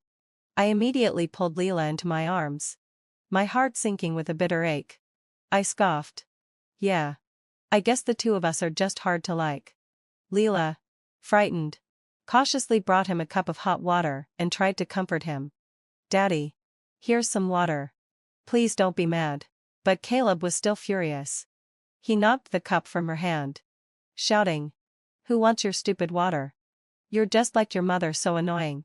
The hot water splashed onto her hand, and Leela burst into tears from the pain. I hurried to apply ointment to her reddened skin, choking back tears as I whispered, "Don't cry, Leela. Mommy will make it better. It won't hurt soon." Caleb looked panicked and overwhelmed. He came over, filled with worry, and examined her arm anxiously. "I'm sorry, Leela. Daddy didn't mean to. I'll take you to the clinic right now." He tried to lift her onto his back. I was also frantic and quickly helped her up. We had just stepped out of the courtyard when a scream rang out from inside. "Caleb!" Amara scraped her knee. "Come help me take care of her." Caleb hesitated, frowning deeply, his gaze fixed on the bedroom. Leela and I spoke at the same time, pleading with him, "Please take us to the clinic first." I can't handle it alone. I need to pay. And Leela's too small. Daddy. It really hurts. Can we go to the clinic first? Before we could finish, Caleb lowered Leela from his back and handed her to me. He said apologetically, Amara's always been delicate. Serena can't handle it alone. You take Leela first, I'll come right after. Then he rushed back into the house. I carried Leela several miles to the clinic. The doctor treated her burn and applied ointment. Since it was too late to go back, he let us stay in an empty bed. That was the only night, in both lifetimes since Serena had moved into the village, that Leela and I got to sleep on a real bed. In my dreams, I remembered when I was still dating Caleb in my previous life. He had held my hand carefully and said, Elena, be with me. I promise you'll never suffer. He swore he would shield me from storms and never let anyone bully me.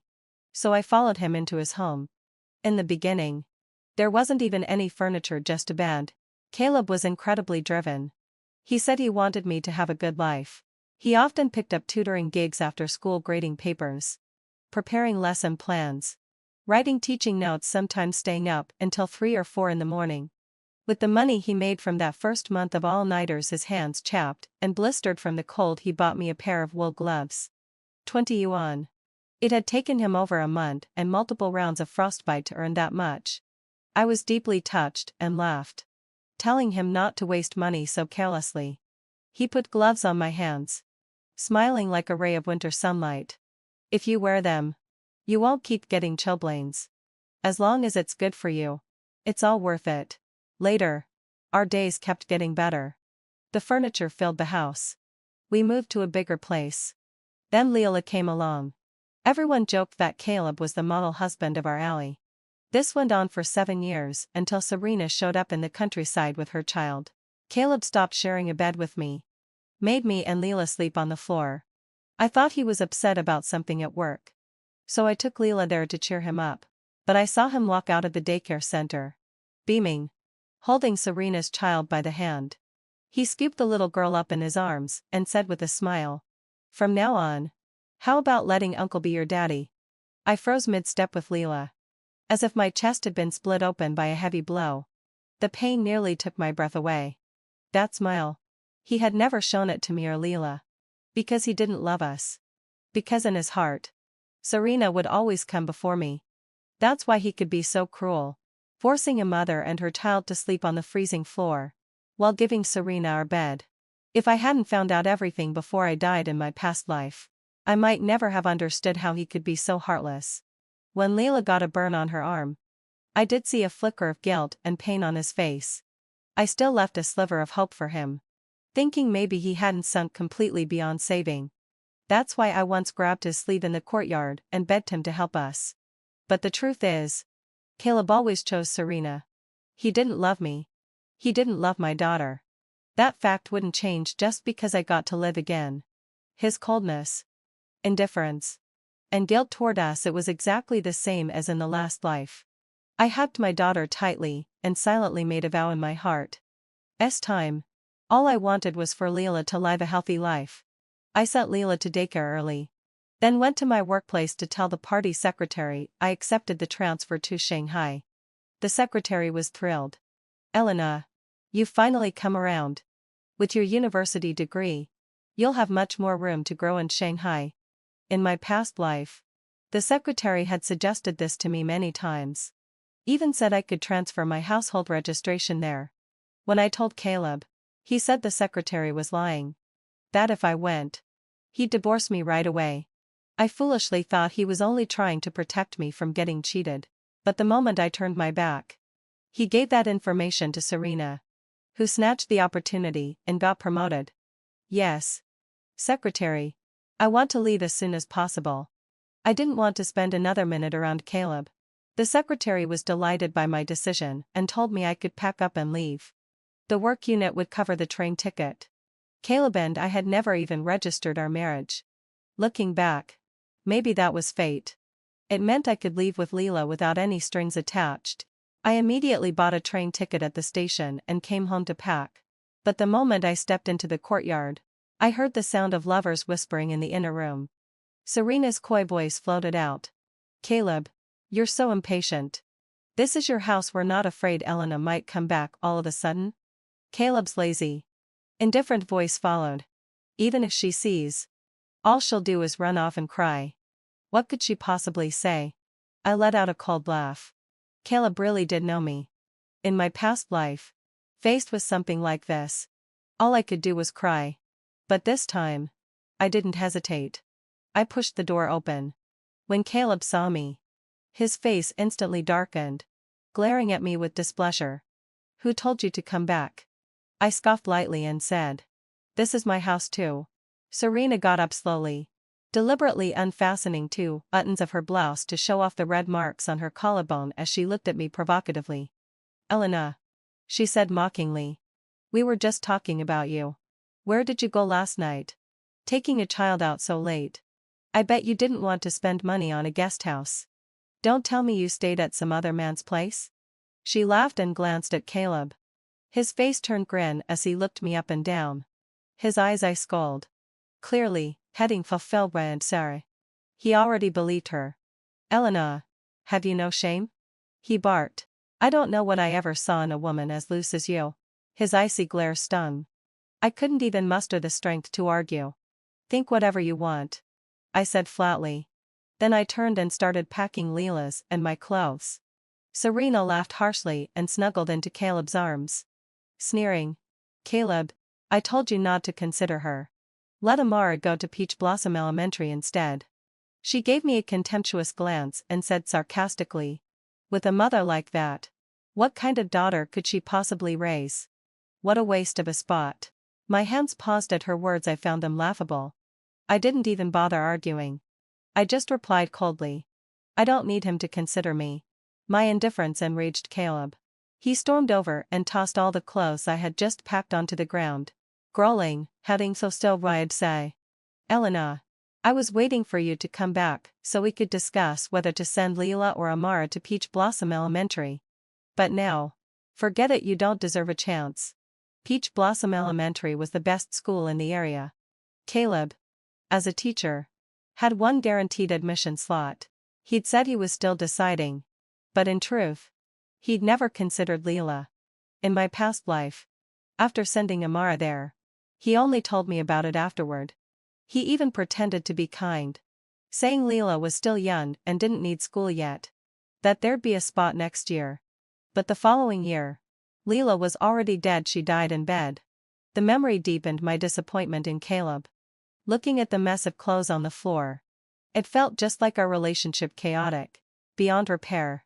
Serena added fuel to the fire, her smug face glowing with satisfaction. No wonder Caleb said you and your daughter are so annoying. Not as likable as me and Amara. Now I see he was right. Caleb kept staring at me, his face stormy. When I stayed silent, he suddenly roared. The spot at Peach Blossom Elementary is going to Amara. You don't deserve such a good opportunity. And Elena, let me be honest with you. To send Amara to school, Serena and I have already registered our marriage and moved their household registration here. He clenched his fists. His gaze fixed on me, a strange and complicated expression on his face. It was like he was excited, expectant, waiting for me to say something. I nodded, a faint, detached smile appearing on my lips. That's even better. I won't have to be the one to bring up divorce. So be it. Caleb. From now on, we have nothing to do with each other. Caleb's face immediately darkened. The air around us grew heavy. When he finally spoke, his voice was like a 1,000-year-old sheet of ice cold to the bone. Elena, do you even know what you're saying? Almost 30 and still acting like a child? Talking about divorce, aren't you ashamed? Go outside and ask around. What man would want a divorced woman with a child? The implication was clear: if I divorced him, he would not take Leela. I sneered. Don't worry. I'll take Leela with me when I leave.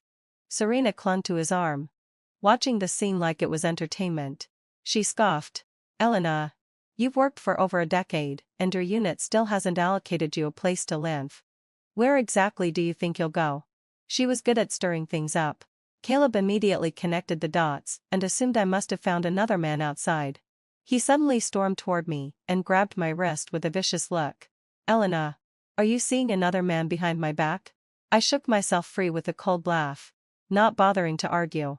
I looked him dead in the eyes and said, Caleb, you and I were never legally married. And right now, you're living with Serena as if she were your wife. Whatever I do or don't has nothing to do with you. With that, I turned and walked out the door without looking back. I didn't need any of my belongings, leaving Caleb for good and taking Leela with me was all that mattered. Elena, you'll come crawling back in a few days, begging me to let you back into this house. Caleb's furious roar echoed through the alleyway. If the neighbors weren't all off at work, they'd probably have come out to watch the drama. In my past life, I used to argue constantly with Caleb because of Serena. Every time, I'd leave the house with Leela in tears and stay a few nights at a small inn on the outskirts of town, only to return because I couldn't bear to leave him. He never once came looking for us. He knew me too well, knew I loved him to death, and could never walk away over something trivial. But this time, I knew with certainty I would never return. After picking up Leela from daycare, I boarded a green train to Shanghai with her in tow. Leela was young, but she understood everything. She clung tightly to me the entire way and said, Mommy, wherever you go, I want to go too. I kissed her cheek, my eyes brimming with tears. I hugged her and whispered, Okay. No matter where I go, I'll always take you with me. After a full day and night on the train, we finally arrived in Shanghai. The party secretary had already notified the Shanghai unit about my transfer. He said a man named Julian from their office would pick me up. Just as I exited the station, someone tapped me on the shoulder. I turned around to see a man. I hesitated. Julian? He nodded and handed Leela a handful of candies with a warm smile. No need to be so formal. Just call me Julian when we're off duty. I studied him.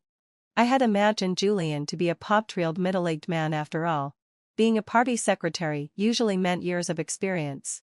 But the man before me looked quite young, with a gentle, scholarly air that immediately put me at ease. He seemed about my age. And to already hold such a position, he must be very capable. You must be exhausted from the journey. Let me carry the child for you. Julian reached out for Leela with a smile. I hesitated awkwardly. He was so warm and easygoing it felt almost like we were an old married couple. There's no need, Julian, I stammered. But Leela giggled and leapt into his arms. Mommy, I want Julian to carry me. I chuckled. This is the first time I've seen Leela take the initiative to get close to someone. Julian took us to tour the Shanghai workplace. Then told us, the unit knows you came with a child, so we've arranged housing for you. It's not huge, but it should be enough for you and Leela. When I saw the place, I thought, how could this be small? Compared to the cramped countryside house, this felt incredibly spacious. How much is the monthly rent? I asked cautiously. Prices in Shanghai were much higher than back home. I had some savings, just enough to support me and Leela's basic needs. If the rent was too high, I'd have to choose a more modest place. Julian smiled and shook his head. No rent. You already made a big sacrifice by accepting the transfer to Shanghai. You can stay here as long as you need. Worried me wouldn't be familiar with Shanghai. Julian also helped us buy all the daily necessities before dropping us off. That night, Leela and I lay together on the bed in our new home. Leela's voice was full of joy. Her smile sweet. Mommy, having fulfilled my obsession. Do we finally have our own home? I pinched her cheek and smiled. Yes. And life will only get better from now on. Leela nodded firmly and sat up with a pout. Speaking seriously. Mommy, I don't like Daddy anymore. Let's not like him anymore. He only likes Samara and Auntie Serena. SR8 gripped my heart. I had wanted to hide everything about Caleb from Leela, to protect what remained of her innocence. But in the end, it was impossible. I hugged her tightly as silent tears rolled down my cheeks. She was only for an age when she should have known nothing, but she clearly felt her father's favoritism and rejection. I didn't let go until I had no more tears left. I smiled and promised. Okay. From now on, we won't like him anymore. I enrolled Leela in a local daycare and started laying down roots in Shanghai. The work at my new unit wasn't much different from back in the countryside, and with Julian's guidance and support, both Leela and I quickly adapted to our new life. To give Leela a better life, I worked during the day and spent my afternoons knitting and crafting by hand to sell to local collectors. Even though it didn't fetch a high price, I made about 10 yuan a month, enough to buy Leela some milk and snacks. About half a month passed. One day, as I left work, I saw Caleb at the gate. In just these 2 weeks apart, Leela and I had felt more happiness and peace than we ever had before.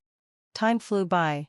So when I saw Caleb again, I almost didn't recognize him. He felt like someone from another lifetime. He stood by the flower bed. Who knows how long he'd been waiting. Caleb had always cared about appearances. But today, even his shirt buttons were mismatched. He stared at everyone walking out of the building, completely disheveled. I ignored him and tried to walk around. But the moment he saw me, his eyes lit up. He rushed over. His eyes red as he shouted, "Elena, do you have any idea how hard I've been looking for you these past days? How could you just abandon your husband and take the child to Shanghai? If I hadn't asked around at your old workplace to find out where you are now, I wouldn't have guessed you'd run so far just to avoid me." He stood close, and I could clearly see that his chiseled face had grown much thinner. His eyes were bloodshot, with dark circles underneath, and his furrowed brows added to the look of anger and grievance as he shouted. I glanced at him inferiorly. The kind of distant coldness you show someone completely irrelevant to your life. "Caleb, if I remember correctly, I've already said we have nothing to do with each other anymore." At my words, his chest heaved violently. He tried to calm his breathing, and when he spoke again, his tone had softened significantly. "Stop this nonsense. Elena, let's go pick up Leela. I'll take you both home. The house is falling apart without you managing it." He smiled and asked, "Where's Leela? Haven't seen her these past few days. Has she grown a bit? Has she been saying she misses me?" I looked at him in disgust. His fake concern made me scoff. "Caleb, neither Leela or I have anything to do with you anymore. She doesn't miss you. And I certainly don't." His smile froze on his face. He clenched his jaw, trying hard to suppress his anger, and reached out to hold my hand like he was trying to placate me. All right. Don't be like this. I was wrong to let Serena move in. I'll have them move out right away. Let's just go back to the way things were. You and Leela didn't even get to eat the pickled fish I made last time. I'll cook it again when we get home. Okay?" His expression said it all. "I'd given you a way out. If you still refuse to give me face, don't blame me for flipping the table." I hadn't even opened my mouth when someone suddenly grabbed my hand and pulled me out of Caleb's grip. Joel, I hadn't even called his name yet, when Julian gripped my hand tightly and said with a warm familiarity, "What are you two talking about? Didn't we agree to wait until I got off work so we could pick up Leela together?" I immediately understood his intention. I looked into his eyes, which were curved in a smile, and nodded. "Just some past clinging onto me." Caleb clenched his fists. His rage instantly ignited. He glared at Julian and shouted, "Who the hell are you?" "Elena is my wife. Let go of her." Julian raised an eyebrow and held my hand even tighter, clearly trying to provoke him. "Your wife? Do you have any proof? Did you even get a marriage certificate? And from the looks of it, Elena doesn't seem all that interested in talking to you." His tone wasn't sharp or sarcastic, just calm and composed, which only made it worse for Caleb. "You've got nothing to do with this either. Elena, tell him what our relationship is." I was amused by how desperate he looked. For Caleb, admitting our past in front of others was already humiliating. I replied with my usual tone, but firmer and more serious than ever. "There's nothing between us at all." With that, I took Julian's hand and walked away. As we left, Julian even gave Caleb a deliberately taunting smile, completely different from his usual calm and composed demeanor as a party secretary. Behind us, Caleb's fists clenched so hard they cracked audibly. He shouted through gritted teeth, "Elena, if you keep this up, I really won't care about you anymore." I didn't look back. I left with Julian. When we turned the corner, I quickly let go of his hand. Embarrassed. "I'm sorry, secretary." That was just a spur-of-the-moment thing. Julian smiled and shook his head. No need to apologize. If I wasn't willing, I wouldn't have helped you. Something about his words felt a little different to me. But I just nodded blankly. Where do you live? I need to pick up Leo and Anna now if we're heading in the same direction. I thought I was politely excusing myself. But Julian, ever the clever one, either didn't get the hint or ignored it. I'm not in a rush. I'll go with you. Haven't seen Leela in a while. When we picked up Leela, she was thrilled to see Julian and clung to his sleeve, calling him uncle. She said she missed him a lot. Julian was all smiles and bought her a bunch of things. After we got home, Leela hugged her new stationery and said to me, "Mommy, I like Julian." I paused. Leela rarely expressed her feelings so directly before. If she liked something, she'd always keep it to herself. But now, she was willing to tell me openly. It really did seem like leaving Caleb was the best decision I ever made.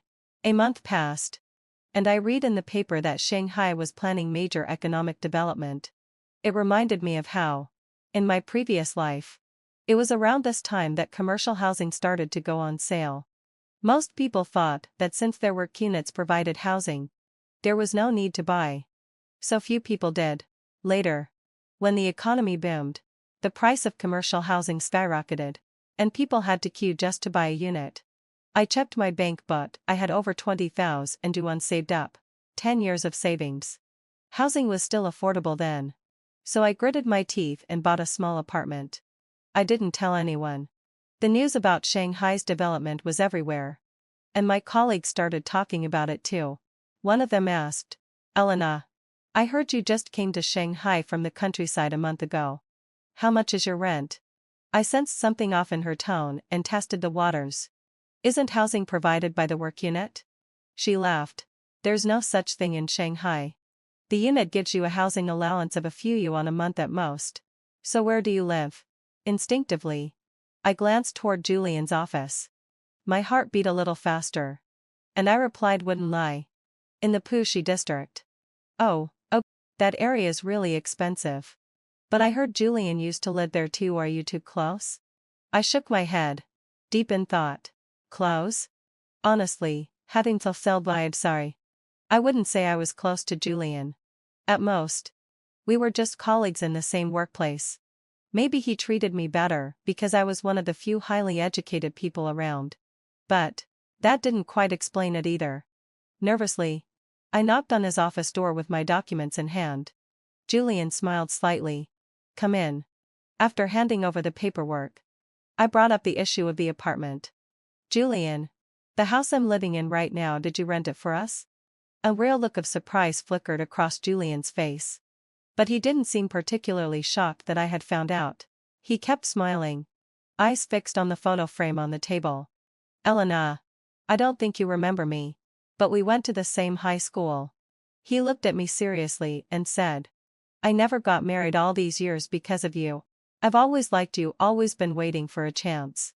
And now, I don't want to keep treating you just as a friend. Or as a colleague. Will you give me a chance to pursue you?" I didn't respond to his words. Even after picking up Leela and going home, I couldn't stop thinking about what he had said. Julian has always liked me? What a ridiculous joke. I do vaguely remember there was a Julian in the neighboring class back in high school. But he was a chubby boy, shy and awkward.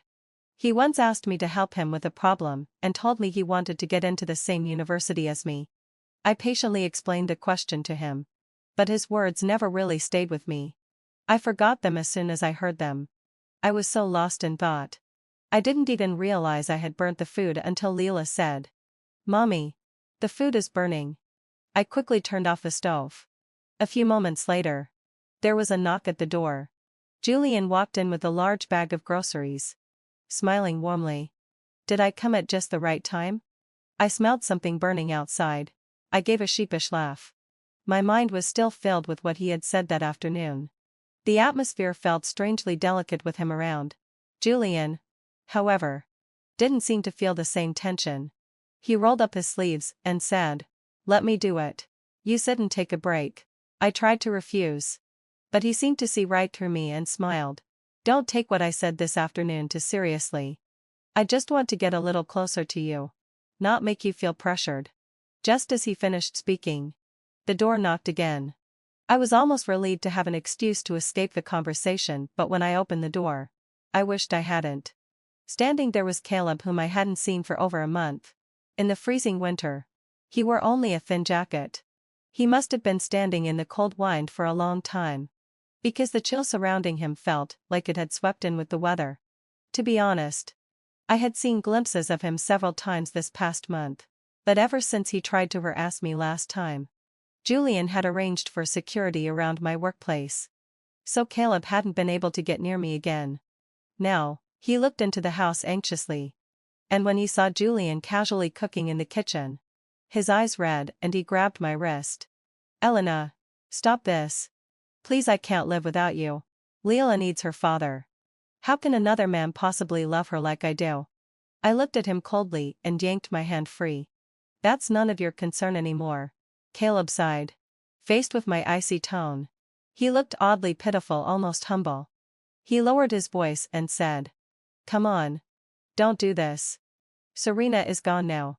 You won't see her in the alley anymore. Come back home. Okay? What I said before about marrying her, it was a lie. I just wanted to make you jealous. To see if you still cared about me. I know I was wrong. I didn't put you and Leela first. I've thought a lot about it. Please come home." By the end of his sentence, his voice was almost begging. I gave him a mocking smile. Looking at his disheveled state, I sneered. "Oh, you've thought things through. Huh? Realized that without a housewife like me cooking for you, your life's not so comfy anymore?" "No. Elena." Caleb shook his head, lips trembling. After a long pause, he finally said, "I realized. I love you. I can't live without you and Leela." Each word sounded more certain than the last, and there was a sincerity in his eyes. But I found it laughable. I'd waited half my life for him to say those words. And now, when I no longer loved him, he could finally say them so easily. "Well, I don't love you." I stared at him, cold and heartless. Caleb's tears spilled over. He cried and laughed bitterly, shaking his head in disbelief. "That's impossible. Elena, you can't not love me. We were together for 7 years, don't lie to me. I don't believe it. And Leela must miss me. She needs her father." His smile was painfully forced, completely at odds with the man he once was. But before he could finish his sentence, Leela ran out of the house and stood protectively in front of me, cutting him off. "I don't like you either. I don't want you to be my daddy." Caleb froze. His smile stiffened, and he stared blankly at the two of us. His face clearly showed how hurt he was. After a long pause, still with that frozen smile, he crouched down in front of Leela and opened his arms. His voice trembled as he spoke. "Leela, don't say that. Daddy's here to bring you and Mommy home. Come on. Tell Mommy we should go home. Okay? Daddy will buy you a new toy." Leela clutched my leg tightly and said with determination, "We don't like you. You go back by yourself. You like Amara. You like Auntie Serena. You don't like me and Mommy at all." I gently patted her back, worried she might cry. But she just hugged me tighter. The closer Caleb tried to get, the tighter she held me. Julian stepped forward just in time, smiling as he reached out to Leela. "But Leela, do you like me?" Leela threw herself into his arms and replied in a sweet, childish voice, "I like Julian." Julian raised his eyebrows and looked at Caleb. His expression practically shouted, "See? Now I'm the one they care about." "Caleb, are you still standing here because you want to join us for dinner? Sorry to say, but there's no extra bed in this house, can't have you staying overnight." Caleb gritted his teeth in frustration. Then he looked at me again and spoke in a voice so small and crushed it was like he'd sunk into the dirt. "Elena, come home with me. Please. Don't do this." I said coldly. "It will never happen. I suggest you leave before I say something even harsher. And don't ever come back." Caleb gave me a deep look, his voice choking as he said, I'll go. Go. Just don't be mad. Elena." For 2 whole months, Caleb didn't appear before me again. Since that conversation in the office, Julian had been especially attentive to me. He said he would make me believe his feelings were genuine.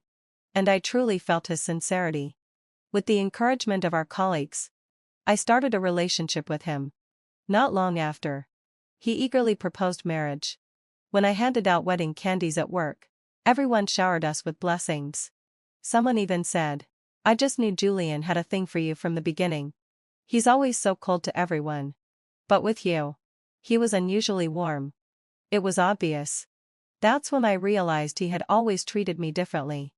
When Leela found out we were together, she hugged me happily and asked, "Mommy, does that mean I'm going to have a daddy who likes me now?" I hesitated, unsure how to answer her. Because of this, Julian and I postponed registering our marriage for a few days. Julian noticed my hesitation and concerns.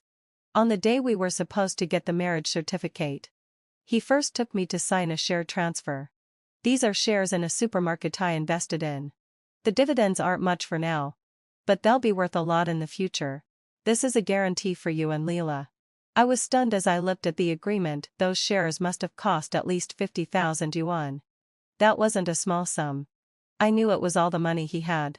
To give it all to me was to show his complete sincerity. He said earnestly, "Elena, trust me, I'll treat you and Leela well." We registered our marriage. The workplace saw our union as a big deal and even sponsored a wedding banquet, inviting all our acquaintances from work. The ceremony was lively, and everyone offered us their blessings. I saw Caleb again, but this time, he looked more defeated than ever before. He stood at a distance, not too close nor too far, never stepping into the banquet. He just stared, dazed, as Leela and I walked toward Julian like a statue. When he heard Leela call Julie and Addie on stage and give him a kiss on the cheek, he showed a strained, bitter smile. He started walking toward the banquet but never got too close. He leaned against the doorframe and stood there silently until everyone's curious looks turned into indifference. Leela held my hand and said, "Mommy, he's over there, watching us. But we won't talk to him. We'll never speak to him again." In the 2 months that followed, I didn't see Caleb again, but I did read about him in Leela's diary. She wrote, "That man came to my school gate again. I hate him. I don't want to see him." The only person Leela had ever clearly expressed hatred toward was him. Julian mentioned in passing that Caleb had been reported to the school for cheating during his marriage and was fired. Serena was also found out for being the mistress and was kicked out of the neighborhood. I smiled, squeezed Leela's hand, and walked over to Julian. "No, Leela," I said, "from today on, we're living a brand new life." The 2 apartments I bought in Shanghai quickly appreciated in value. Julian praised my foresight. He covered all the renovation costs and chose top-tier furniture. Soon, we moved into our new home. Julian decorated Leela's room beautifully, filling it with her favorite toys and even a princess bed. Leela was overjoyed and exclaimed, "Mommy, hading sa fel ryapsai. Now I finally don't have to sleep on the floor anymore." I smiled. And then tears streamed down my face. After 2 lifetimes, Leela and I finally had a home of our own. Julian, Nyokondatha Mayamud, busy cooking, came over and gently wiped away my tears with a smile. "From now on," he promised, "I won't let either of you suffer ever again." He said we didn't need to have more children. Raising them was a lot of work. Leela was enough for us. I knew he said that so I wouldn't feel pressured, so I promised him that I wouldn't want more children either. Looking at Julian, I finally understood. The assignment from my previous life hadn't been a promotion. It had been about meeting the right person. "All right," I replied with a smile. Suddenly, cutting Leela shot up from her bed and shouted, "Daddy! The food's burning." Julian jumped and rushed back to the kitchen, laughing as he tried to salvage the dish. After some fumbling, he took off his apron, wrapped one arm around me and the other around Leela. "Come on," he said. "Let's go out to eat tonight and celebrate." In that moment, the happiness I had searched for across 2 lifetimes finally found its way to me.